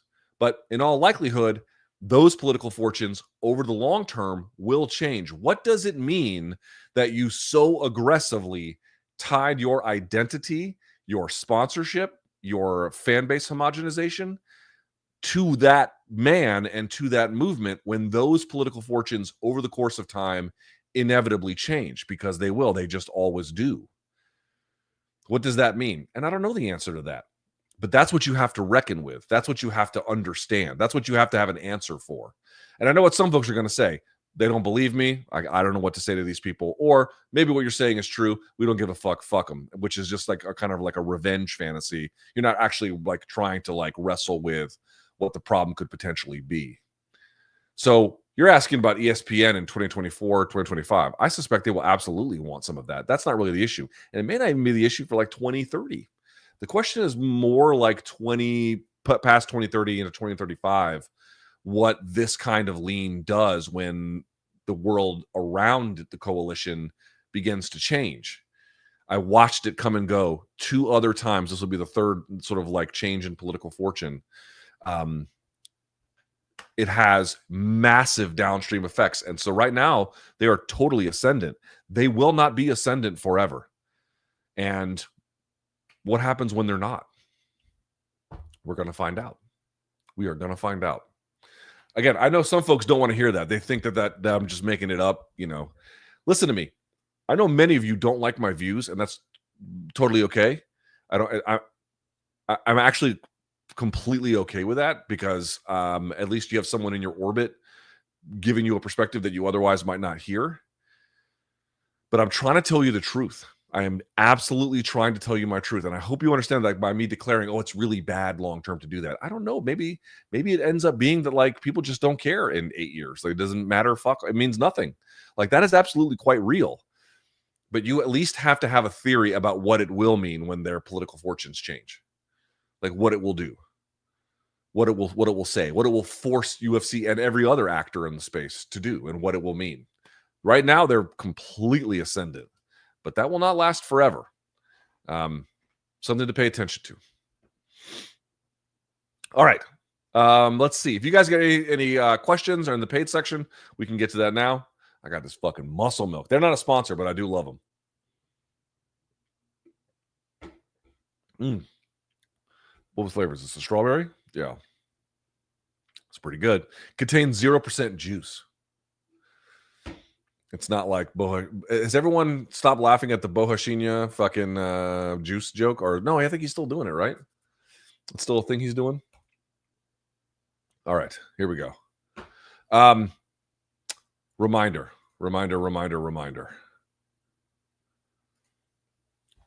Boys, wrong arm. Sorry. Toiletries, boys and girls. LT15, LT15 for 15%. You know what? Let me double check. Are they still having a sale? Yeah, look. Look at that, boys and girls. 20% off. 20% off. It's everything. Plus an additional, God damn it, an additional 15 right here. So you can get 35% off everything they have site-wide. Now is the time to do it. And of course, as I've mentioned, this is the literal beard wash that I use every single day. Coastal Pine. They have fun stuff to organize your shower, like your beer holder. But in all seriousness, this is also something to shave your billy goat balls, ladies and boys. Get out there and take care of yourself. And this is a great way to do it right here. I love this product. It's one of my favorites, among many other things, including this is the beard scrubber. You see? It's fantastic. Right here. Toiletries, LT15 for 15% off. Also, programming note, I didn't mention this, if I may. I will be doing a live stream Saturday for UFC Tampa. I probably won't do a post-fight show, but I might do a watch-along for the entire main card. So I think that's a 10 p.m. start. Let me verify that. I believe that's a 10 p.m. start. Let's see here. Schedule. Let's view the card. Prelims. Oops. Main card. Yeah, that's a 10 p.m. start. So I'll probably do that on Saturday. So join me for that. All right? All right. Let's see what you got. Jackson says, I'm thrilled the Assad regime has been toppled. I'm unfortunately skeptical we'll see a free and democratic Syria evolve from this. Seems likely we'll get a heavily divided fundamentalist regime. Yeah, I mean, let me just be very clear. Syria is a complicated matter. It has geopolitical significance for Iran, for Israel, which has obviously taken the opportunity to capture some territory, which the rebels, the HTS rebels, have just kind of looked the other way on. It has ramifications for supply lines. It has ramifications for Russian military installations and their ability to play a role in the region. It has ramifications for U.S. power there. I mean, in any number of directions, it has an enormous consequences. I don't think anybody, particularly now that they've emptied out some of these prisons, and they have gone into them and seen, many of them were prisons, many of them were just torture chambers and death camps and repositories for dead bodies. I mean, I think anyone crying about not the death, because he is, I guess, been given, he's in political exile in Russia. I don't think anybody's really, I hope no one is really worried about the political exile of Bashar al-Assad. I've just seen this movie before. I have seen this movie of, in the Middle East, a legitimately horrible person who is in charge of a country itself carved out of colonial ambition, and held onto via undemocratic means. And when they are toppled, whether it's Hussein or Gaddafi or, you name it, many others before them, obviously Egypt now has Sisi. It's a whole thing, or had Sisi anyway. What you end up finding is that, the Middle East is a very complicated place, right? So you would be wise to listen to a scholar on this, but the thing I would just leave you with is I'm old enough to have seen that like it is very worthwhile and good to see dictators who have ruined their country and murdered their countrymen and destroyed lives brought to some level of justice. I don't know if you guys saw also Bashar al-Assad's, I believe it's his cousin, was beheaded. I don't know why he stayed behind, but they made short work of that motherfucker. Anyway, these are bad people that deserve an ignoble ending, and I don't think there's really any claim otherwise. The problem is what comes next. And, forgive me if I am skeptical that HTS can govern effectively and what it would mean for Syria's Christian minority. My mom was born in Syria. My mom was born in Aleppo, a completely different time. There used to be 300,000. Where was this? God, what was the name of the area? I forget. Anyway, the Christian minority has shrunk there already, and whatever they have left so far, everything looks okay, but I don't suspect that this will last. And God only knows what it will do to either embolden or engulf Israel in continued territorial ambition, but also potential conflict down the line. What it will mean. I mean, it is very easy to celebrate the removal of Bashar al-Assad. It is extremely disconcerting about what could come next, but here we are. Here we are. Frank, welcome to the party. What to do when friends ask to borrow money? Get new friends. No, I'm teasing. My friends haven't done that in a while, so it's a little hard for me to answer. I mean, I always try to help, but, don't be a fucking sucker. You know what I mean? You need to, like, have a clear understanding. I mean, depending on how much it is, right? But, like, you need to have first of all, you just have to have a conversation with your friends about, like, hey, like, if you need help, man, I'm here to provide it, but you got to make sure that you're not just wasting this and that there's a plan in place for repayment. And, like, you're really actually helping someone who needs it to, like, get things going again. You're not just subsidizing somebody who doesn't want to do anything. And you have to be able to distinguish it, and you have to be able to have a conversation with these people. Like, if you're just not going to have a conversation with them and then you're going to try and make, like, whatever choice you make the subtle suggestion about what you're actually thinking, this is how even more problems can either continue or get created. You have to have a frank discussion with them about, like, what you're willing to do and how much you care and, like, really want to provide support, but that you cannot be taken for a ride, and you don't have to word it exactly like that. But I would just say, as long as you're having a conversation with people and you're very clear about what the terms are and they are too, then it makes it a lot easier to give. And then when to cut it off if need be, or they do what they say they're going to do and they pay it all back and you're good to go. Cade, welcome to the party. Nice hat too. Chow, welcome to the party. Mr. Clam Chowder. Guy says, is Gary's struggle unique, or do all fighters face this against Sambo wrestlers? Volk 1 and Dustin had similar issues with Islam. They were neutralized, not dominated, then praised for their efforts. Volk 1 and Dustin had similar issues with Islam. Wait, what the fuck? Is Gary's struggle unique, or do all fighters face this against Sambo wrestlers? Well, Volk 1 and Dustin had similar issues with Islam. They were neutralized, not dominated, and then praised for their efforts. Partly with Volk and Dustin, they overperformed, and Gary too, they overperformed relative to expectation. So I think that might be part of it. Gary did a really good job because, I mean, he got taken down in the 4th and beaten up there, but then he got the back in the 5th. I think, there's partly, you're grading people on a curve because some of these guys just have these tailor-made styles, and there's a certain, like, narrative expectation. Again, Volk was coming up in weight. Dustin, did he really deserve a title shot? I mean, I don't have any problem with it. He fought very well, but you get the idea. It's more about, like, there's a certain kind of expectation that folks are having in all of these circumstances up against these very dominant fighters who have Sambo styles or Sambo-based styles. And then I think, they're able to perform to a degree in to your point, neutralizing or, not succumbing to it. And And then there's just like grading that happens as a consequence. But it's always, as we indicated earlier, it's a confluence of factors that bring you to that position. Guy says, rank these in the most likely way the UFC's decline starts. Dana and Rogan retire. Jones, Poatan, and Islam retire. Dana's replacement is a NFL introduces Saturday Night Football. Okay, that would definitely. I mean, there already is Saturday Night Football. There's the playoffs are on Saturday night. Plus, there's college football, though it doesn't go quite as late, so there's not full overlap there. But that would be the biggest one. I mean, none of these are really the issues. Dana and Rogan retire. That would not be terrible for the sport at all. Jones, Poatan, and Islam.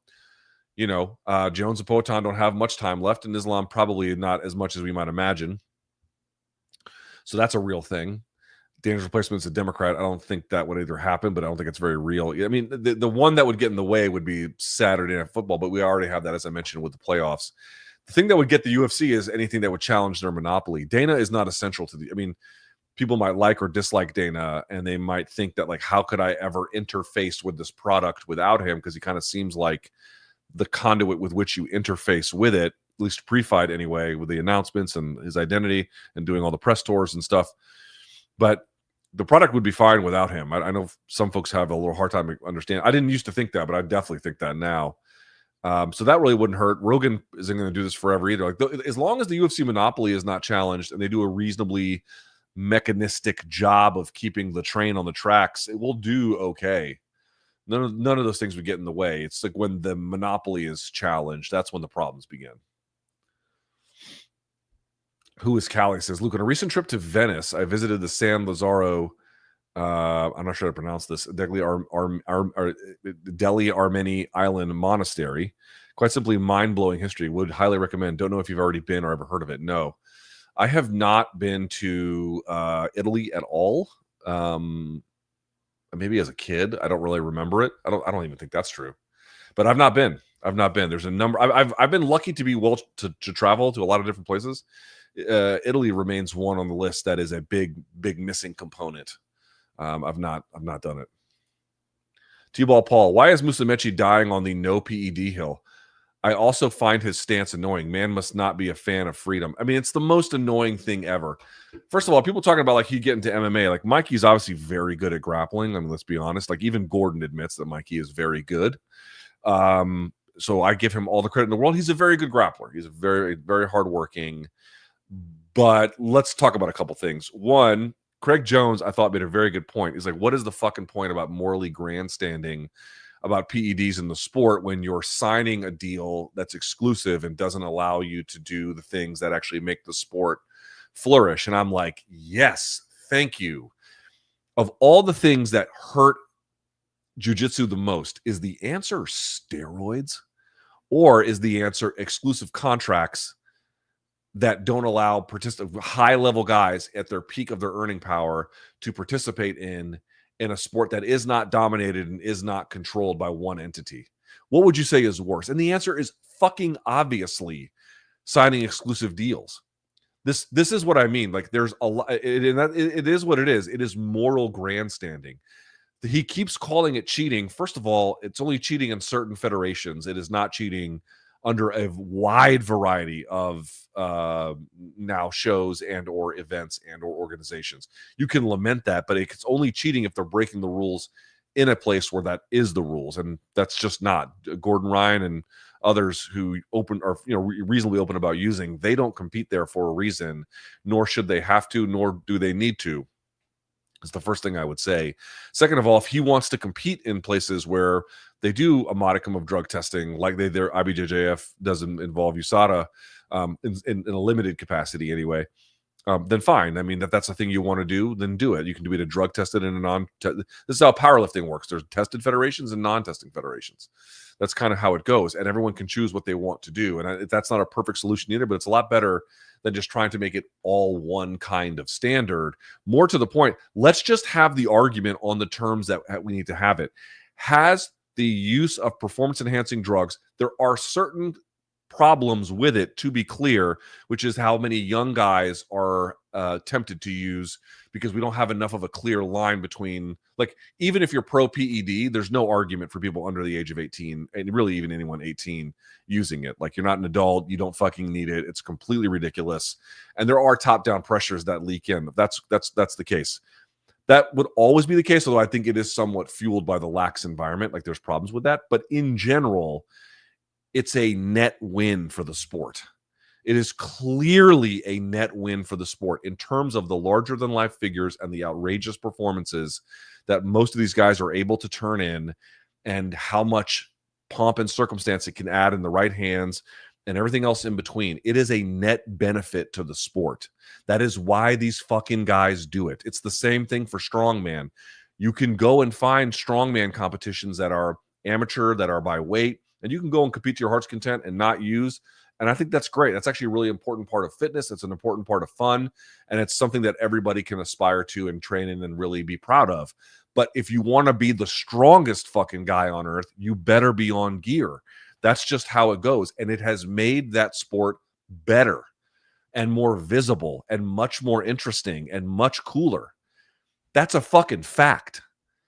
This is inarguable. And can you imagine the devastation that would happen to it if you actually really were to remove drugs from that sport? They couldn't train as hard. The weights would go down. They'd get, I mean, any number of problems would happen all along the way, all in service of what? Some notion about like what is in fact natural and not. And this whole, I mean, we've been over this a million times, but I keep talking about this. I keep saying, like, there are any number of things that people do that is absolutely outside the bounds of what is natural, that are totally just accepted without issue. Not least of which is if you break an arm and you have to get surgery to repair it. I know folks are like, well, you're bringing yourself back to a common standard.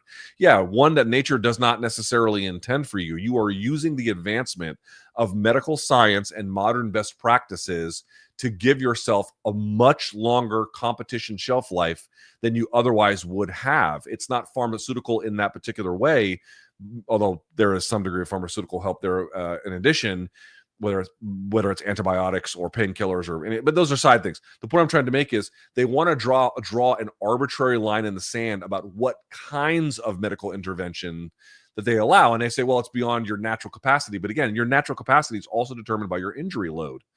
This is also a thing you just have to simply reconcile with. And they don't want to have this conversation. They want to say that it is distinct between using drugs to improve your performance and then anything else you would necessarily need to heal, which, by the way, could include and is not limited to stem cells and beyond. I mean, there's a whole sort of range of things that you could do. And to me, these are completely inconsistent arguments. We want to accept certain kinds of modern medical science and not others. But the reason why we want to do that is because the ones that we don't like, we're going to call unnatural. Well, they're all unnatural. So now what is the dividing line? Right. And again, we've been back to it. One brings you back to a certain level, one exceeds that, but you're not supposed to be able to be pulled back to your natural level. The whole point is that the injury is supposed to, in a naturalized environment, preclude any of these kinds of possibilities. And the list goes on. These are just basic ones. I mean, we could spend the whole time talking about this. It's fucking nonsense. It's bullshit. If people want to be in federations that are tested, go. It's okay. I don't think everyone should have to do what everyone else wants. There should be choices for people, and that's okay. But if we're actually talking about what helps the sport, and we're actually talking about what pushes it forward, and we're actually talking about what consistent logic and precepts are involved here, and your answer is exclusive contracts, but drugs are bad, your argument is fucking terrible. Terrible. You are dealing with a completely outdated version of what actually matters here, and an inconsistent, and I would argue an intellectually inconsistent one at best. Get the fuck out of here with that. Nico says, are you surprised by how widespread support Luigi Mangione has been receiving from Americans across political spectrum? Am I surprised? Not even a little bit. Not even a little bit. Not even a little bit. None. Zero. Nothing. It is the least surprising thing. Listen, I believe murder is bad. I think if you're living in a society, I know a lot of people want to celebrate the guy. I'm not here. You don't want to live in a society where murder like this happens. You don't. You actually want to live in a society where problems can actually get solved, either with democratic means and the like. But if they don't, and it gets bad enough, and the humiliation is routine enough and deep-seated enough, well, this is just what you're going to get. We talked about this last week. This is just what's going to happen. You're going to get this kind of a society. And I know there's been attempts by people on the right to make it, oh, this the left that celebrated. I think the left celebrated a little bit more than the right. There might be some asymmetry there, but it's pretty wide fucking spread. In fact, I would argue this is the most united I've seen the left and the right in quite some time, actually, because everyone has had to eat shit from insurance companies. I used to have United Healthcare with was it with Vox or Sirius? I don't remember who I had it with. Not great. I have a better one. I have Blue Cross Blue Shield, and that's my plan's a little bit better. I guess I got lucky, but they're all pretty bad, I suppose. But my plan's a little bit better than the one it was, although there's still problems. I knock on wood, I haven't had to see the full depth of it. But it doesn't matter who your insurance provider is. Everybody at every level, not just United Health, although they might have been one of the worst offenders, they've had to watch their child be denied, life-saving medication. They've had to watch their elderly be denied anti-seizure medication. They've had to watch cancer treatments be denied or be granted, but then they get medically bankrupted on the back end. And some of that's not the insurance company's fault per se, although much of it is as well. I mean, a huge chunk of it. I'm saying not every ill that is a result of our healthcare system is just the fault of the insurance company, although they play a gigantic role. But you get the idea, like how many times have people had to lose loved ones or watch them waste away, and they were desperate for care, and they were writing every letter they could, and their doctor was advocating on their behalf,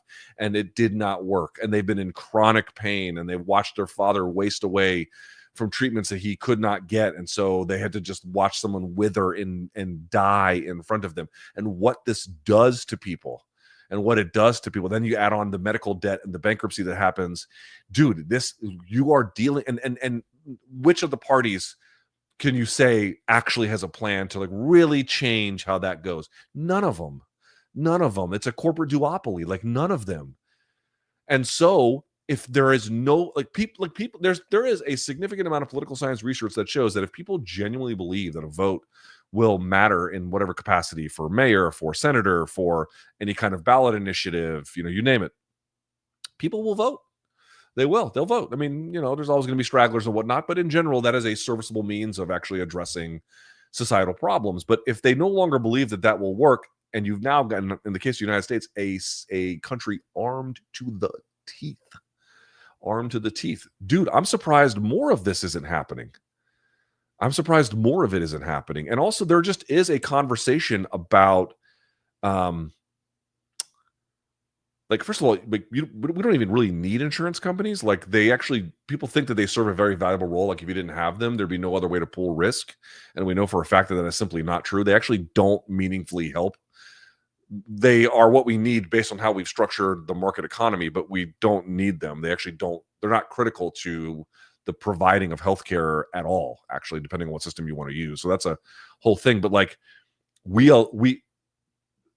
again, I don't want to live in a society, all things being what they are, where we redress these problems with either political vendettas, assassinations, violence of any kind. Like, that's not a healthy society. It's a symptom of a very unhealthy society. But at the same time, there needs to be an acknowledgement that what these health companies do is deeply, deeply unethical, deeply, deeply distressing, and very, very, very bad for society. This is the point about, like, this is a broader point about economic health.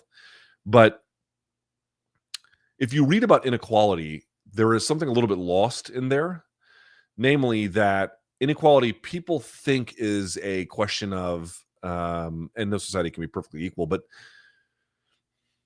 solving inequality, social inequalities, lack of social mobility and more, like, you're trying to address someone's economic needs. You're trying to make life better for them. And that is true. That is what you're trying to do. But the real reality of social inequality, and this is why it's so bad that we have basically a corporate duopoly, is that social inequality is dangerous. It is dangerous. I know this kid came from a privileged background, but even someone from a privileged background having to suffer or be witness to the suffering of others in this particular way and how acutely it affected them. Granted, he may not be a rational actor altogether, but you know, his experiences, do they sound totally dissimilar from your own or from other ones that you know of in your friend or family circle? Probably not. They probably sound real fucking similar. Inequality is dangerous. Economic inequality is dangerous. And this situation where we are at the mercy of these corporate profiteers who have some kind of, it's much more complicated than a plus or minus, but they have some kind of financial incentive to, in many cases where they need to provide life-saving and or life-changing care, and they coldly and bureaucratically and consistently refuse to do so. Dude, this is dangerous. This is dangerous. It's not merely unfair or saddening or leads to long-term, you know, worse kind of health outcomes in some kind of aggregate way you can show on a sheet. It's fucking politically dangerous. That's the point we have reached in the United States of America. It is dangerous. And now it is going to be even worse because they're going to have these CEOs of, you know, CVS and every other place is going to have, I mean, that's a, you know, a Blue Cross Blue Shield and you name it. They're going to have security teams and they're taking down their photos of their CEOs and everything. They're going to be even more shielded, even more distant from us. That will only make things worse, I suspect, certainly in the short run. The solution to this is to change a system so that people aren't humiliated and devastated and ruined on a routine basis for things that they don't need. I mean, everyone knows the score. Like if there were no other countries where people had better healthcare, again, no system is perfect, but people like didn't just die waiting for cancer treatment or you know, go mad waiting for anti-seizure medication or watch their children die because the insurance company wouldn't provide whatever cancer life-saving treatment that they needed. People know that those worlds exist. They know. And it feels like what the insurance company is the thing that's preventing them from getting it.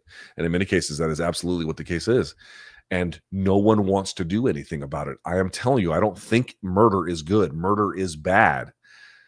But if no one's going to do anything about it, motherfuckers, it is going to be dangerous for them. That is where we are. And not just them, many other kinds of industries as well, though this one is so broadly felt across both political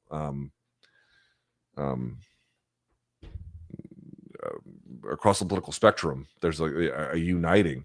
But am I surprised? I am not even remotely surprised. Not even remotely. Murder is bad, but letting people die en masse for money is also real fucking bad. And we have legalized this process for an entity in a health insurance provider, which literally is not essential for healthcare to function.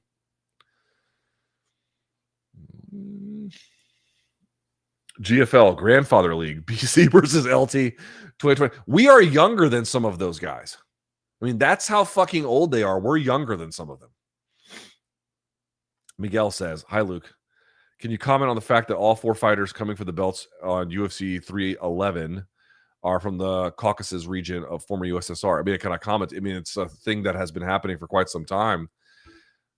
Made full. You have the Georgians, you have the Dagestanis, and then you have the Armenians. And dude, these are, throw in the Iranians and you throw in, you know, a few other places. That whole area from Turkey over and up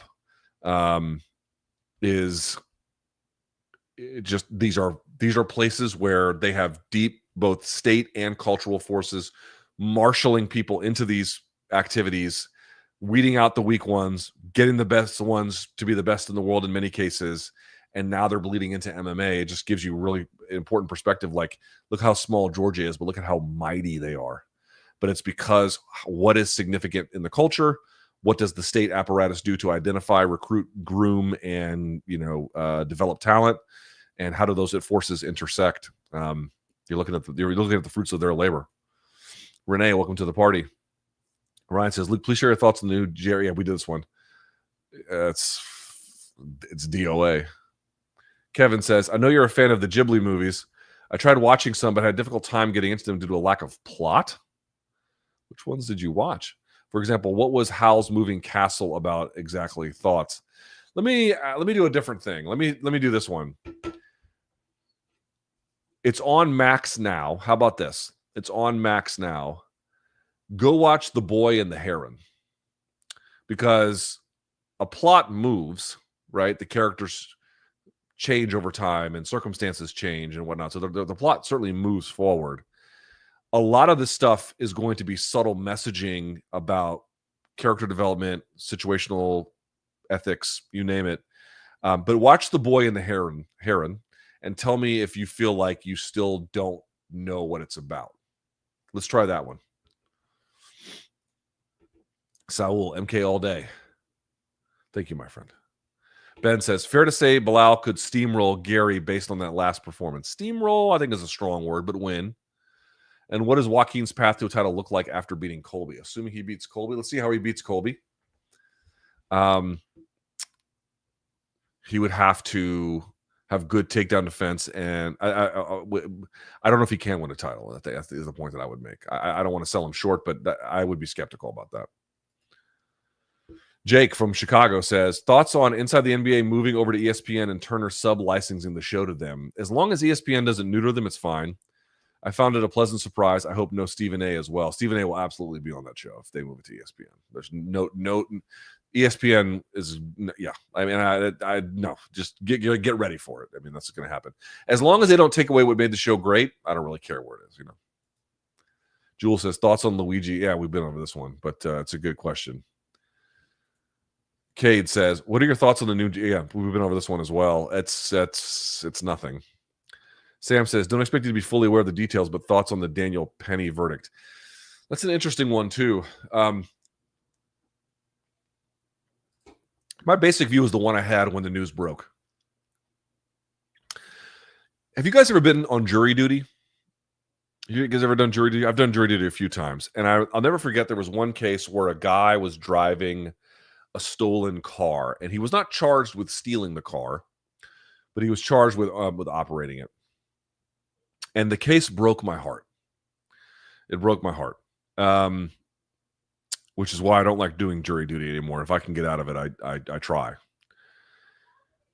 It was a learning lesson. This is like 20 years ago, maybe not that long, but it was a while ago, and the reason why the guy was driving the stolen car is because one of his other friends had come into, you know, somebody else stole it in his orbit. No one, the police did not accuse him of stealing it. That was never part of the trial. Was that did you steal it? Just that, did you know it was stolen, and you know, and whatnot. And he was stealing, or sorry, he was using it because he was giving. There was no father in the house. The mom worked, and he was the only one who could get the kids to school, and school was far away from where they were, and so he used the car to take them to school.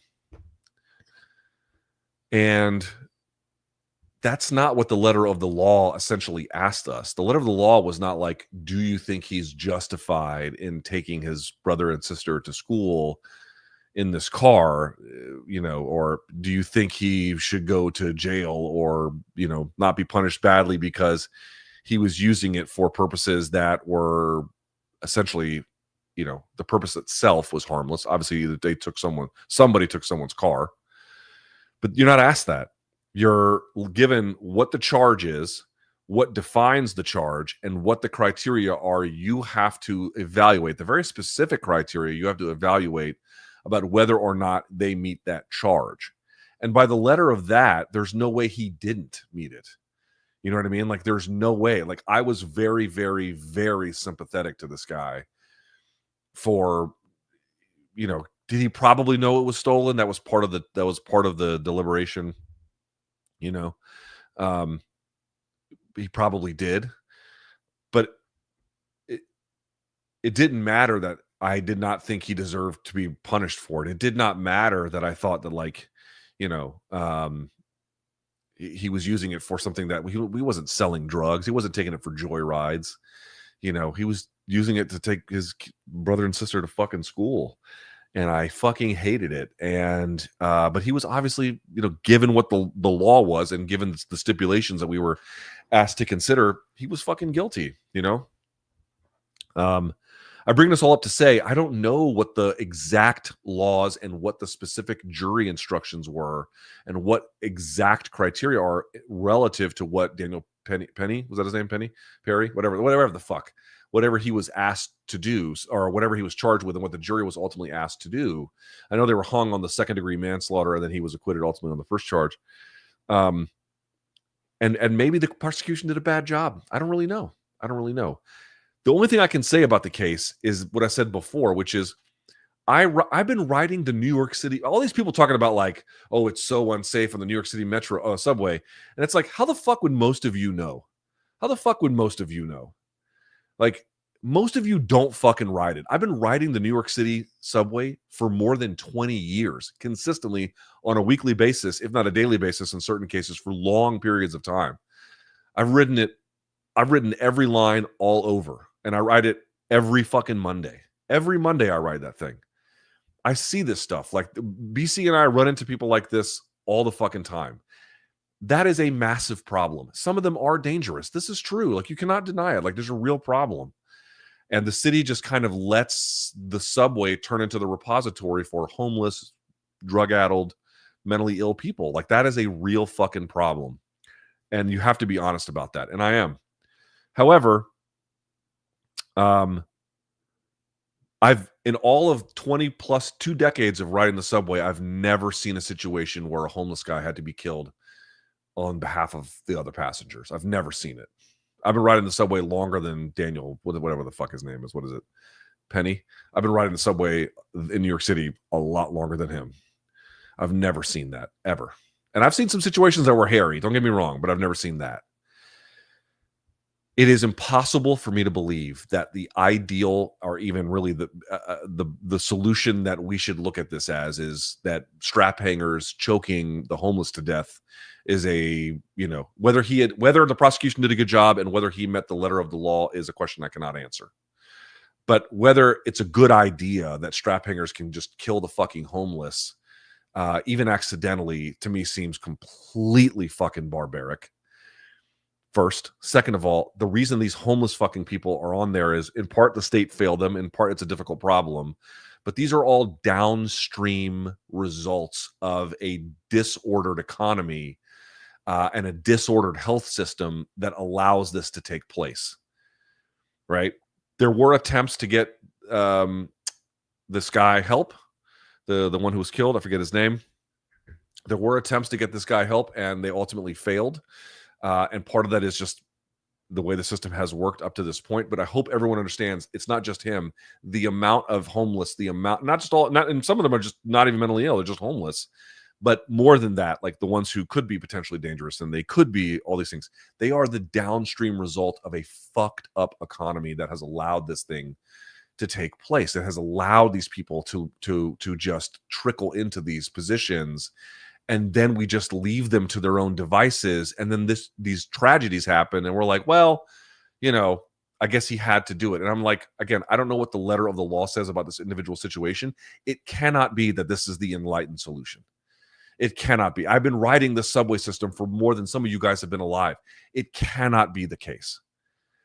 It cannot be. I have seen troubled people on there. Not one of them deserve to die. And the last thing I would say about it is the guy held it in some position of a rear naked choke for 6 minutes. Guys, you watch enough MMA to know, can you imagine holding a rear naked choke for, you can't fully squeeze it, but that you would hold it in some kind of capacity, and then what that could do to somebody either at the scene or then, in aggregate, especially if they've got God only knows what other pre-existing health conditions. Like, if you're going to apply force to help people, and that is a thing that can happen and I think should happen in the appropriate dosages, you have to know what you're doing. And he did not know what he was doing. A guy died. He, matter-of-factly, did not know. Whether he is guilty of the individual crimes that he was up against is a separate consideration, but he clearly did not know what he was doing. He came from the Marine Corps martial arts program, which is not very good. I took it as well. That does not teach you very much. And to the extent that it teaches you full on fucking, there's no release valve to it. Go look at Ryan Hall when the guy came up who was drunk and harassing people in the pizza parlor. Go look at what he did. Go look at what Matt Serra did to a guy who was harassing people. These guys know what the fuck they're doing. And they take him out and they hold it until the police come. Those are heroes. Those guys know what they're doing because they know how to not hurt people, at least to the extent possible, and they know how to keep everyone else safe because they have the skills to do so. I understand that, again, the situation can be tense. The situation can be difficult. I mean, these situations can be, challenging, certainly, time to time. But as somebody who has ridden this subway system for 2 decades plus, I am telling you that guy didn't need to die. I am telling you that. He didn't need to be there either. And he definitely should not have been threatening people. I mean, that's another problem too. But he didn't need to die. Einar says, if Colby wins, that's the first time he beat someone coming off of a win since RDA in 2018. His wins since are Lawler, middle of a 4-fight losing streak, although he did rebound from that. Woodley, a 6-fight losing streak. Jesus. Masvidal, 5-fight losing streak. If he loses, what is his legacy? There won't be one. Like a lot of these guys, I know people get bitter at me when I bring this up, but like he won't have one. Not much of one. He'll be in 5 years, if he loses this one, and let's say he bows out in 2025, there will be no legacy in 2030. Nothing. It just won't exist. Oh, that sounds harsh. I'm telling you, there won't be one. If you don't win a title and you don't do something really remarkable in the sport and you really change it in some kind of way, and you were not like a big star, he was not a big star, he did not win a title, there won't be one. Gutierrez says, me and Luke, okay, I mean, what are we doing? Fucking just, all right. Dave says, ever think special forces are told to lie after separating to help build the myth? I'm sure. Most of those dudes on social media with books spout a lot of bullshit. Yeah, there's a reason I don't listen to their podcasts. GJ Brass says, Luke, did you see the Usyk Fury 2 trailer? I did. It's maybe the best combat sports trailer ever made. A lot of problems with the Saudis being involved in the sport, but making amazing trailers ain't one of them. It's incredible. Sean said, if you had a young fighter and could choose Ian Garry's defense or Shavkat's offense to give them, I would give them, I'd probably give them Ian Garry's defense. Now that, you said a young fighter. I would not want them to rest on that. But if you can keep yourself safe like he can, and you can manage range and shut people down like he can, if you put some offense behind that, dude, you're cooking with gas. You're cooking with gas. Excuse me. In MMA, elite guys train with each other often, but less so in boxing. How do elite boxers get so good without regular elite sparring partners, without practicing the whole iron sharpens iron adage? Well, first of all, you're seeing less of it happen in MMA. But the answer is pretty simple. These are guys that have been perfecting their craft from a much younger age.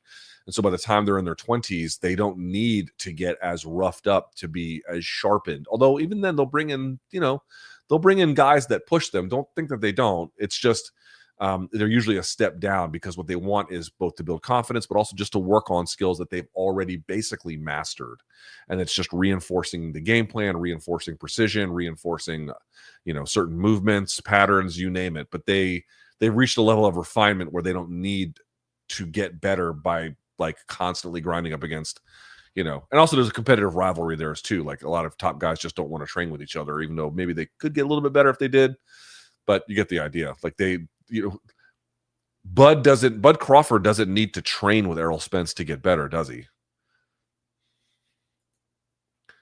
Mishima says, are Merab's and Colby's style similar to you? No. Well, in a sense, it's just that Merab's much more effective at it. Much more.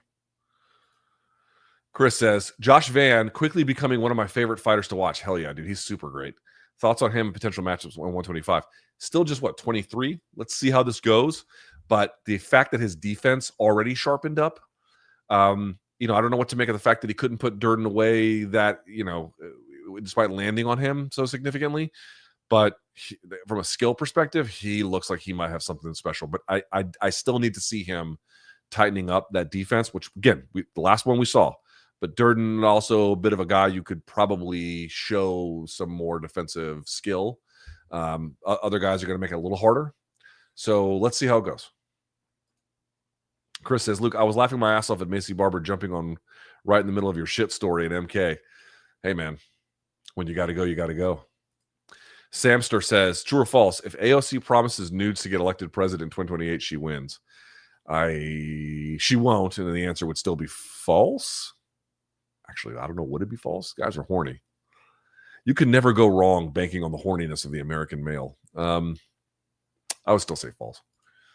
Carnage says, who wins the relay race? UNBC versus Stipe, Cornelius Miocic, and Roy Belly Rub Nelson. They're athletes and we're not, so I'll still give them the benefit of the doubt, but I'll just say this. It'd be the worst race ever. Tobias says, I've been going through the Pac Marquez fights, and it irked me how pro-Manny the commentary was for fights 3 and 4. What fights have you seen where the broadcast was clearly leaning one way? Oh, God, it must have been, I mean, it's almost so routine. I can't think of like the really bad one. There's been a couple of Roy Jones fights that I thought were the Tarver fight, the Tarver fights, I should say, where I thought pro Roy a little more than normal. But there, I mean, it happens so routinely. Sometimes it is inadvertent, and sometimes it's commentary is hard. Two Changs, thoughts on the CNN Syrian prison interview. A lot of people think it's staged. I will tell you that I don't want to be a conspiracy theorist, but I do have questions about that. The guy did not look super roughed up. They had shot the gate open. There was electricity in that place. He didn't hear the guns. Like, I don't know. That one seemed a little weird to me. But maybe I am also like, what the fuck? But I don't know. 9:15. Luke, would you sell MK or your channel to Turkey? Or is it, I mean, absolutely fucking not. Like, guys, I don't know what it's like to be rich. Maybe it's great, but I even told my wife this for Christmas. I'm not rich, but I'm comfortably middle class. I don't need any. I mean, I would like to go see Italy. I would like to go take a vacation in Japan. Like, I would like some experiences. That's true. And on some level, you have to be rich to have kind of the time and the ability to go do those things. Okay. But like, I don't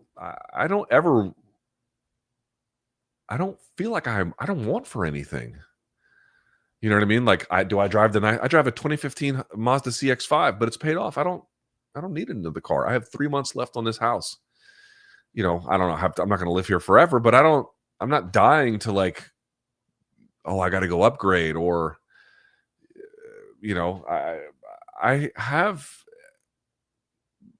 people have rich outer lives and then they have very poor inner lives. And I have a nice middle class outer life. I'm trying my best to have a rich inner life, and that's much more important to me. Like, I suppose everyone has a price on some level, but like, I don't need their money. I would rather have what I have and own and can say and do in this world. And just live the way I'm living now. You know what I mean? Like, I don't need, oh man, what would it be like to, have 10 million, 15 million in the bank? I'm sure it's nice, but like, I don't need those things. And I don't want to give up things I have to, like, as like a evil trade to get it. Does Luigi Mangione have a point? The system is rigged. Policy is never going to favor U.S. citizens. U.S. government has corporations' best interests and not U.S. citizens. He certainly has some kind of a point, although I would caution a little bit about it. And there obviously is a connection, or at least, some inspiration from the Unabomber. In fairness, I'll say this. People have been comparing him to the Unabomber. I'm like, dude, the Unabomber was like a legitimate math prodigy. Luigi Mangione just did well on his SATs. These are not the same kind of guy. Let's be very clear about that. There's a different level of intellect between them. And obviously, I killed 3 people and injured and maimed many others. But part of it, what was it, like a 260-word manifesto, if you can even call it that? He even says in there that other people are going to be more qualified to make the kind of economic argument in full about why the system is rigged, but he's not, at least has unfavorable treatment, but he's not that guy. That's a sort of a really weird thing to say when your solution is murder, right? I mean, you should be the guy that can recite these arguments forward and backward if what you have determined is that murder is the only answer. Like, if murder can only be the answer if you, in any kind of justified scenario, such that you can make the clear argument in a very, very cogent way for it. And I certainly it's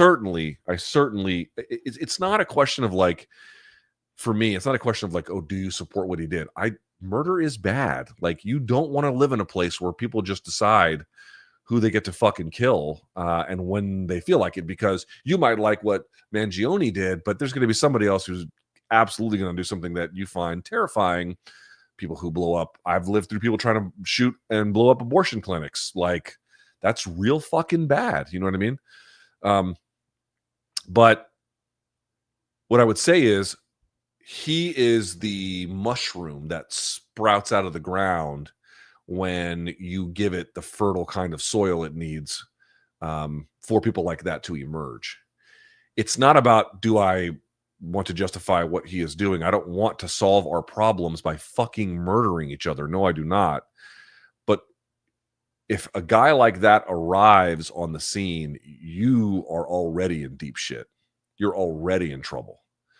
He is the symptom of a very sick society as it relates to both literally and metaphorically, as it relates to our healthcare, and then how people are abused and killed and denied care of in the most distressing time in their lives and their families' lives, and then they're left destitute both psychologically and then financially afterward. He is the result of no one doing anything about it. So it's does he have a point? Well, I think murder is bad, but what do you expect if no one tackles these severe issues? Sean says, Luke, I'm actually surprised the UFC doesn't co-promote, if for no other reason than to stave off antitrust regulations. It wouldn't make another org viable anyway. It would absolutely make another org viable, or a bare minimum would make some of their guys viable. And that's all they'd really need to get a few of those pay-per-views a year, and they'd be off to the running. But why would they care about antitrust now? There's nothing that they could do that Donald Trump would get them to prosecute them. I hope everyone understands that they're not going to get prosecuted for antitrust in the next 4 years. It will not happen. You got a guy with a direct pipeline to the fucking president. It's not going to happen. Dave says, not saying I buy it, but my hope is that GFL is signing old men to include them in their promo code, ticket merch, revenue sharing without fighting. Would be great. Again, if these guys can get a little bit of money and, they can do this, as safe as MMA can be, right? Great. I just hope everyone knows it's not going to last. Brendan says, only thing worse than me are these things in the chat. I don't know what that means, but all right. Two Chengs. GFL should make Randy versus Fedor. They're probably trying. Anthony says, do you consider health insurance CEOs legal murderers, denying claims and having AI deny people life-saving medication and treatment? I think when you use the word murder, it takes on this is sort of a very difficult conversation, because what constitutes murder? What constitutes otherwise the denial of life saving treatment, and to what extent are these things equivalent? I tend to think that calling health insurance CEOs murderers in the same way that we're calling gangsters who kill their rivals in the street, these are equivalent things. I don't think that's quite right. I don't think it's the same thing, but I don't think that insurance CEOs and insurance companies more generally are, again, we don't need them to pool risk. We have chosen to use this system as a way to do it, but we don't need them. And I think that without proper regulation to force them into places where they can provide better coverage, that the choices that they make to deny people care, I absolutely believe carry a moral component. I absolutely believe that insurance companies, when they deny people treatment or coverage for whatever they might need, life-saving or, improving quality of life, they play a role in a person's death and demise. They are a contributor to death. They are a contributor to misery. They are a contributor, quite obviously, to, in many cases, to bankruptcy. They are a contributor. They play a role. But when you assign the role of murderer as if they are actively seeking to kill their customers in this kind of targeted way, I know what the argument is. Like, well, if you're using AI, then it has a similar kind of function. It does. It has a similar kind of function, but there is a layer of agency and bureaucratic removal that I think makes it a little hard to say that these are equivalent things. But I hope everyone understands what I'm trying to say is these are deeply unethical businesses that contribute to death and misery as a course of making money. And they don't even necessarily, depending on what system you want to put together, they don't even necessarily need to exist. And I think that is plenty sufficient as a method of being fair to what the truth is, and then as a call to reform. These are architects of unnecessary death and major contributors to the pain and suffering of ordinary Americans. Brandon says, for those who may not legally watch UFCs, what's the best way to contribute some of that money directly to fighters instead? Yeah, buy their merch or their OnlyFans or something like that. Whatever they're selling direct to you, go buy. Two Changs, thoughts on college football playoff seeding format? I have not followed this at all. I'm sorry, Two Changs. I apologize. I have not followed this even a little. Eric says, GFL should... Oh, yeah, we did this one already. Thanks for mentioning Maladies of Empire, recommending the Anatomy Murders by Lisa Rosen. In a similar vein, it highlights the darker side of medical pursuits. What's it called? The Anatomy Murders. There you go. Take a screenshot, everybody. Thank you, buddy. Connor says, Luke, I'd love to hear your thoughts on firearms and oh, Jesus. Are we doing this now? Save it for another time, my friend. Save it for another time. Ben says, did you happen to see the clip of DC speaking on people of color not getting over in MMA? I thought personally it was surprising and refreshingly honest take from him. Yeah, and what he basically said was it was a little bit harder. He didn't say it was impossible that it doesn't happen. It's a little bit harder. The fight game is filled with several exemptions to this kind of a rule. And then folks think that like that is proof that like because these other folks exist, that it cannot happen, or that this notion that there is any kind of difference between the races and how the fight game accepts them, like these are all manufactured. But it's obviously that there quite obviously is. Now, there may not be exactly the same kind of case in boxing where the majority of the fans are, Black and Latino. Like it's a similar different rule. MMA is the whitest combat sport on earth. That's just a reality. It simply is. Virtually everywhere you go, even in places that have mixed societies, it is, though the fan bases are white, the majority of the fighters are white. And then people want to say that like, oh, there's no relationship whatsoever to who gets sorted as a winner and who gets accepted more easily, who has less friction up the food chain as a result. And like, there's nothing I can say to people. There's like absolutely nothing you can say to people who are, and they're going to call, there he is going with the woke DEI shit. I mean, they're just going to resort to the same kind of mindless inability to really scrutinize people's motivations and whatnot, and what the larger trend tends to show. It tends to show.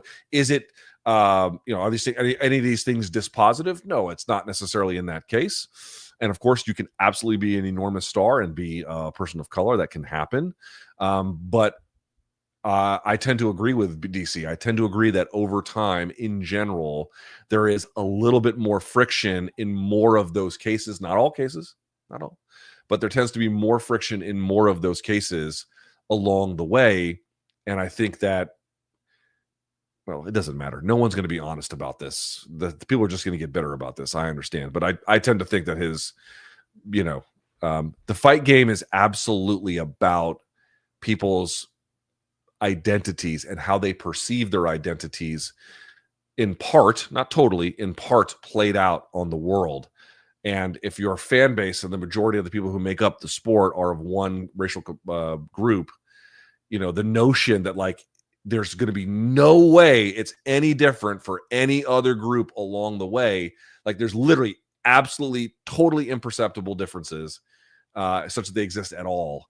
I mean, I think you have to be a very gullible person to think that.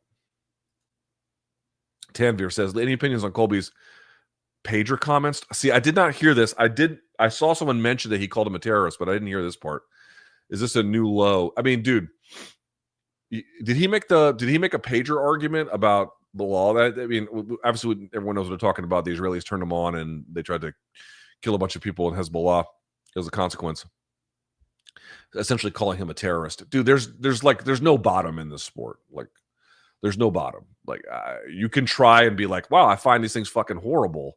And the UFC is not going to do anything. There's no civilizing force that's going to make any of these people ever have to reconsider what is. And it's like, oh, you're regulating speech. What is the difference between regulating speech and trying to foster an environment that is not absolutely melted over with moral bankruptcy? How do you sort that? And maybe you have a different answer about how you sort that kind of a thing. And everyone's going to have a different perspective about that. But what people want to do is, what they want to say is everything is a function of a speech issue. But what they're really doing is using that as a shield so that there is never anybody trying to enforce any level of moral decency, any level of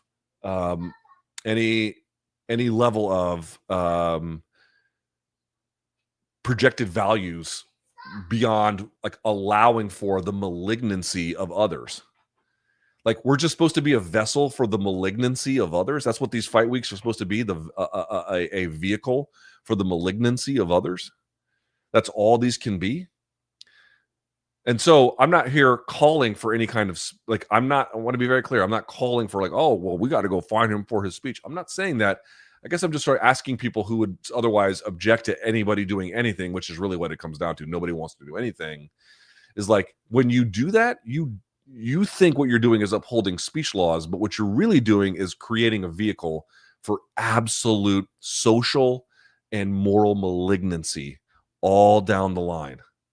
And you have to have some kind of way, whatever that may be, and maybe there's other ways to do it, but you have to find some kind of way to combat that. But they don't want to do that either. So that's all it ends up being, is just they just become these things where like there's nothing too outrageous to say. There's nothing too malignant to be. And let me just say something to young men of the world out there. You are the standards you enforce about yourself. You are the standards you enforce. And people have decided in this current age, it is impossible to enforce standards because it becomes a culture war battle over speech rather than a function of like what kind of values define your operation. Since your hair started to turn white 10 years ago, longer than that, people assume that you're much older than you actually are. Yes and no. Also, happy Mall Santa Claus side gig season. Thank you, my friend. Kyle says, Luke, you never answered my email. What the fuck? It's chat says, I voted for. What the fuck question is this? Where do I go for news? I go all over the place. I go to Drop Site News with Ryan Grimm and Jeremy Scahill. I go even more conventional sources, the Post, although, again, the Post on the issue of Palestine has been unforgivably bad. Where do I go? I go to Adam Johnson at Column Blog. I go to Bradley Balco in particular. I go to individual writers who do great work, and that work bears out truthfully over time, and that carries insight. But I don't tend to cluster around any individual like corporate outlet anymore. Corporate media is pretty fucked. The Post I'll make an exception for because it's the hometown newspaper, but that's it. Did you get my email regarding Chinese MMA fighter flyweight Tong Wang's name pronunciation? No, I did not. Don't worry, I'm not trying to make you say some racist shit in Mandarin. It's legit. I did not. I may have missed that. I don't recall that. Televation with an insane donation. Thank you very much. Happy holidays, bro. No question. Just a big thanks for all the time, content, and everything else you do for the community. And shout out to the Discord guys. Y'all know who you are. Yes. Well, thank you very much. That's a very, very extremely generous donation. I really, really appreciate it. And shouts to everybody who supports the podcast. Terrence, how back does a product need to be when there are only buy me pitch is we aren't woke? Yeah, I know. It's like, again, dude, Chick-fil-A doesn't lead with that. Chick-fil-A leads with eat more chicken. You know what I mean? Like, you want some fucking fire grilled nuggets? They got them, buddy. Like, that's their pitch. And then everything else comes after that. You know, and also, I worked at Chick-fil-A in high school. I think I've told you guys this before. I worked in high school. Dude, like having Sunday off, they paid the best wage of anybody around at that time. Like that, like, you know, for a kid in high school in 1998, that was a good job. You know what I mean? Will 2025 be the rise of atomweight finally via UFC talking Ryzen? 2025 or 2026? I don't know if it'll exactly happen this year, but I do think it is inevitable. This gentleman writes, thoughts on Gane's grappling against Volkov? We've kind of been over this. I see people saying he has improved, but I thought he was making basic mistakes. He got better with some of his takedowns. I think some of his takedowns were better, but the sitting from a standing to sitting for the heel hook was terrible. Trying to bridge underneath when you haven't cleared the crossface was terrible. And then stalling underneath with the Kimura that wasn't going to go anywhere was terrible. 915 says, when it comes to UFC plus politics, I have the same feeling as I do Turkey plus boxing. As long as the best fights are being made, I couldn't care less. I think a lot of people probably feel that way. I think that's a very understandable perspective for many. Two Chanks, thoughts on the New Jersey Drones? So I just started reading about that today. What do we think, guys? Do we think it's UFOs? Do we think it's a foreign government? Do we think it's our own government? What the fuck are those? Or is it just a bunch of donks making noises in Jersey? I don't know. I wouldn't be surprised by anything at this point, if I could be honest with you. This gentleman writes, we did this one already. Jack, I really do think that Ilya should not get a shot at Islam until Islam gets his shot at 170. Islam shouldn't have to entertain another 145er anytime soon, maybe after Ilya deals with Diego Movsar. Is he really a 45er if he fights Oliveira first? And let's say he knocks out Oliveira? I don't know if he is. With Saudi Arabia confirmed as hosting the 2034 World Cup, does this show that all their sports washing over the last few years has worked? Yes. Is it officially now a destination? No. I don't know that it can be because they're not going to put a casino up there anytime soon. So I don't think that it ever really will be a destination in the way that they envision. They're going to Dubai would be more of a destination, but they don't have the same pull that the kingdom does. But you know, I mean, let's be honest too. Like, I'm not here to equate the governments and everything they've done, but I mean, dude, we just presided. The United States just funded 75% of the weapons of a 15-month genocide, and which is ongoing. You know, Saudi Arabia is a restrictive religious dictatorship. There's nothing else you can say about it. It's a human rights abuser. But after the last 15 months we just had, I don't have quite the same zeal for, you know, the Western democratic order. What the because he broke his jaw last time? Or will Colby put that patented bedroom cardio on Buckley? Well, the bedroom cardio thing on Buckley is a little bit of a weird thing to describe. I tend to think Buckley should get it done, but Colby might make it interesting. NYM, can't help but feel like JDM is the weakest out of the crop of rising welterweights ho-hum performances since the Hafez bout and was on his way to losing to Burns. You might be alone. I don't feel that way at all. I don't know exactly how far he can go, but he is fun to watch. Arab Bay Area. During your incident with BC, you were making a point about how people from the Gulf built tacky buildings in Beirut. As someone from the Gulf would appreciate toning down the stereotype. It's not all of us. Yeah, fair. I can only make it about the people who did the actual rebuilding, and this is near the souks. You can look it up on the map of Beirut, and it was weird. Like the way I would describe Beirut was Beirut when I went in 2018, late 2018. It was a mix of New Orleans, which is like this melting pot, all different, like Latin American architecture, and then French cuisine, and more than that, and then there, the Haitian component, and then there's like a voodoo component, which is somewhat of a, you get the idea. It's this crazy melting pot that produces its very unique, amazing culture. But a lot of that, both the physical facades of things were destroyed in various wars and bombing campaign, and like the people who clearly had made an effort to rebuild it were lenders from the Gulf. And that's, I've got somebody rebuilt it, but it did change things. They put a Rolex tower in the middle of a place that, like, it's a little weird to have a Rolex tower. And they're putting a lot of shops in a government that, you know what I mean? Like they're catering to absolutely the 1% of Lebanese society in like a really weird way when, even when I went in 2018, the government was struggling. I told you guys they had 2 X-ray machines for the entire fucking airport when I left. Like, this is a very dysfunctional place, and the people rebuilding it are rebuilding it in their image. So it's like, don't get me wrong, I'm glad that somebody's doing something to put money into the economy, but like it is changing things. And a lot of the character had been, again, the war is going to do numbers on it, but a lot of that character had been lost. And I realize it's not everybody, but the people who were financing it definitely made it that way. I understand that. Ben said, did you happen to see the clip of DC? Yes, we've been over this one. There you go. Jack says, last week I asked about what to do about, okay, last week I asked, what do undisputed means? If undisputed means only one belt in a division, why do they still introduce John as the undisputed champ? They're not supposed to.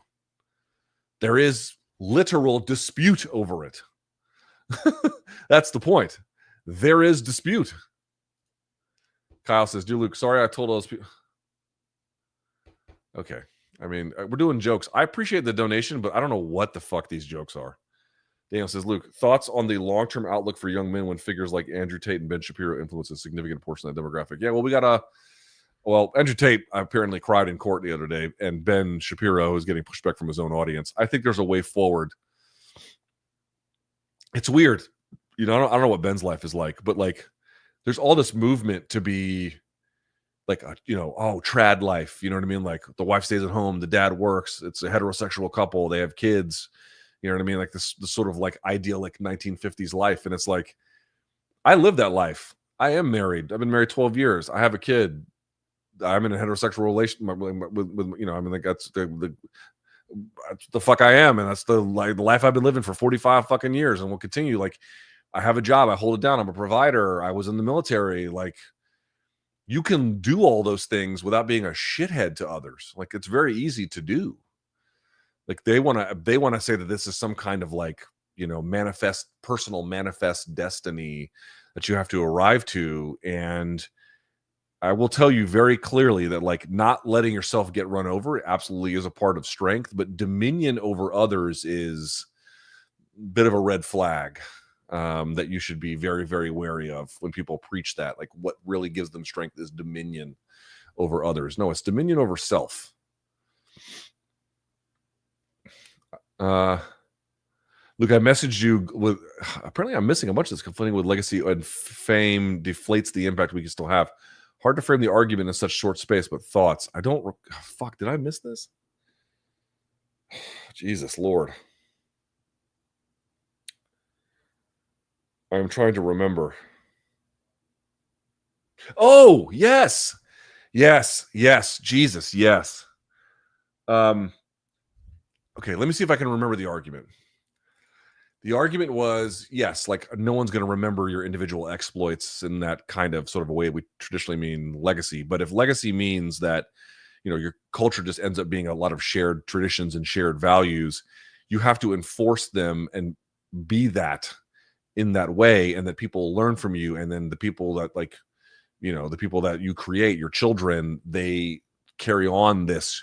If you instill in them humanity, they carry that forward, and that actually is a form of legacy that contributes to both individual and then larger good. I think it's a fair point to make. That I'm not telling people that they should not act in a way that is creates for social harmony and cohesion.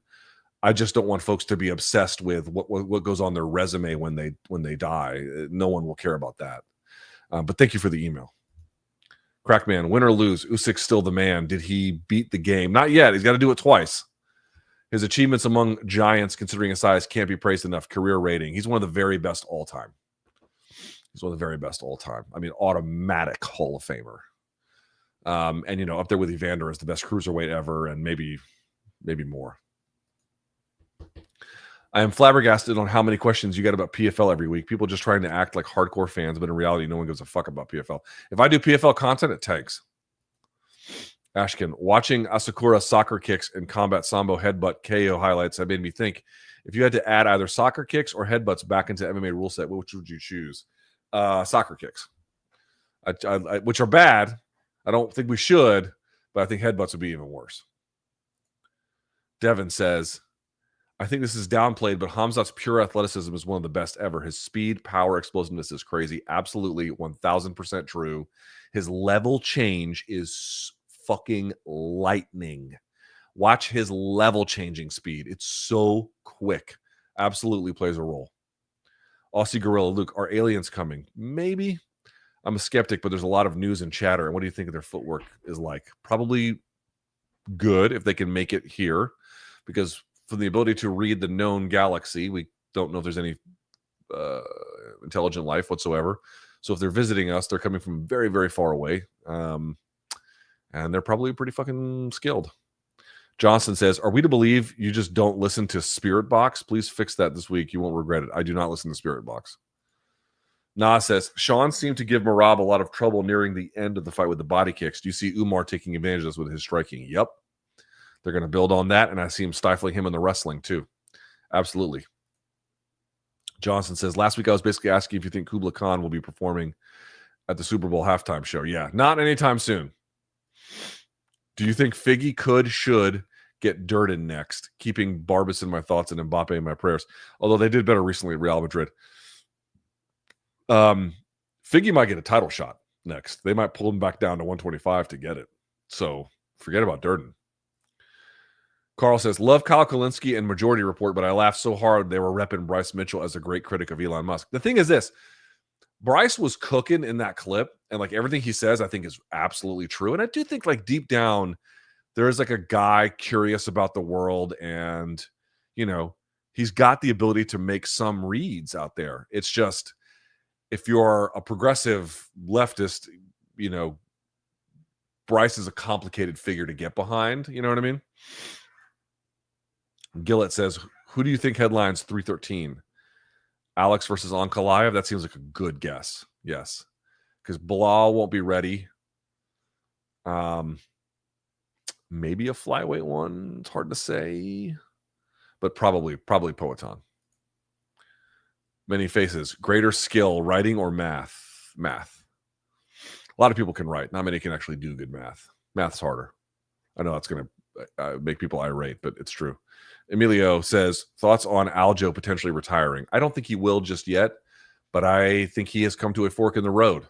If you can't fight for a title and that's all you've ever done, what do you do now? I suspect he'll stick around and do some big fights that he still can, but his time is probably limited. Thingall says, boxing with a primarily Black and Latino audience has more Black and Latino stars. The same goes for MMA with a primarily white audience. Seems fine. Right. But then if you want to make this claim, which is, I think, not necessarily an unfair claim, you can't then argue it's equally easy in every single scenario for anyone of any different racial group to get just as far every single time as they would for any other counterpart who had a different one that matched the majority. That's the point you're making. If you want to say, well, these things have naturally sorted in a way that makes sense given who's there, yeah, it's probably true. It probably has sorted to a degree in that way. Nor is anyone saying it's like prohibitive or impossible.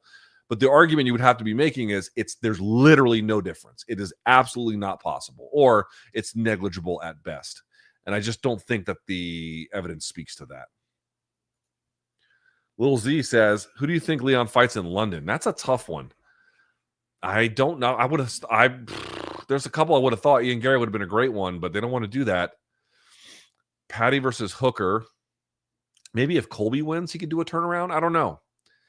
Who would they do? Let's see. Pull up the rankings here. For 170. So you've got Kamaru. I guess you could do it. No, fuck that. You don't want to do a fourth one of those. You could do Jack Dela. You could do that one. You could do Sean Brady.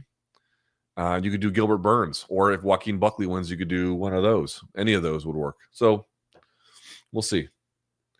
Mishima says, are Colby and Merab styles comparable? Comparable, but meaningfully different too.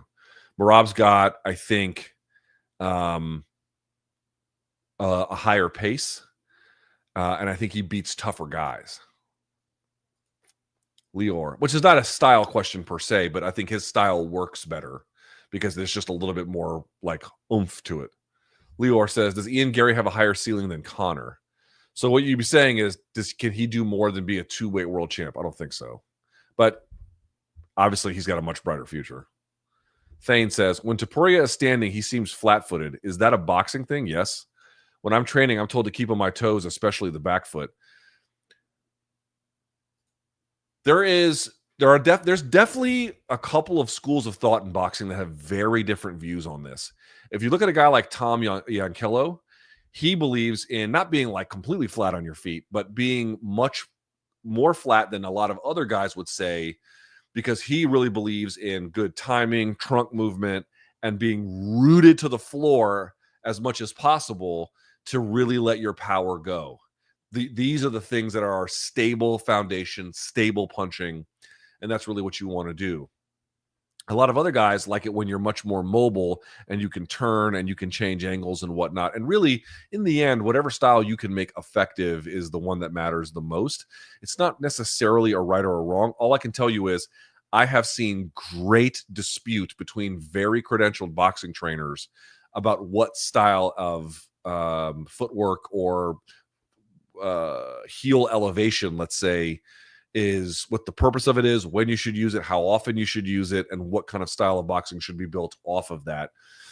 There isn't one right answer or wrong answer. It really is just a function of what you can make.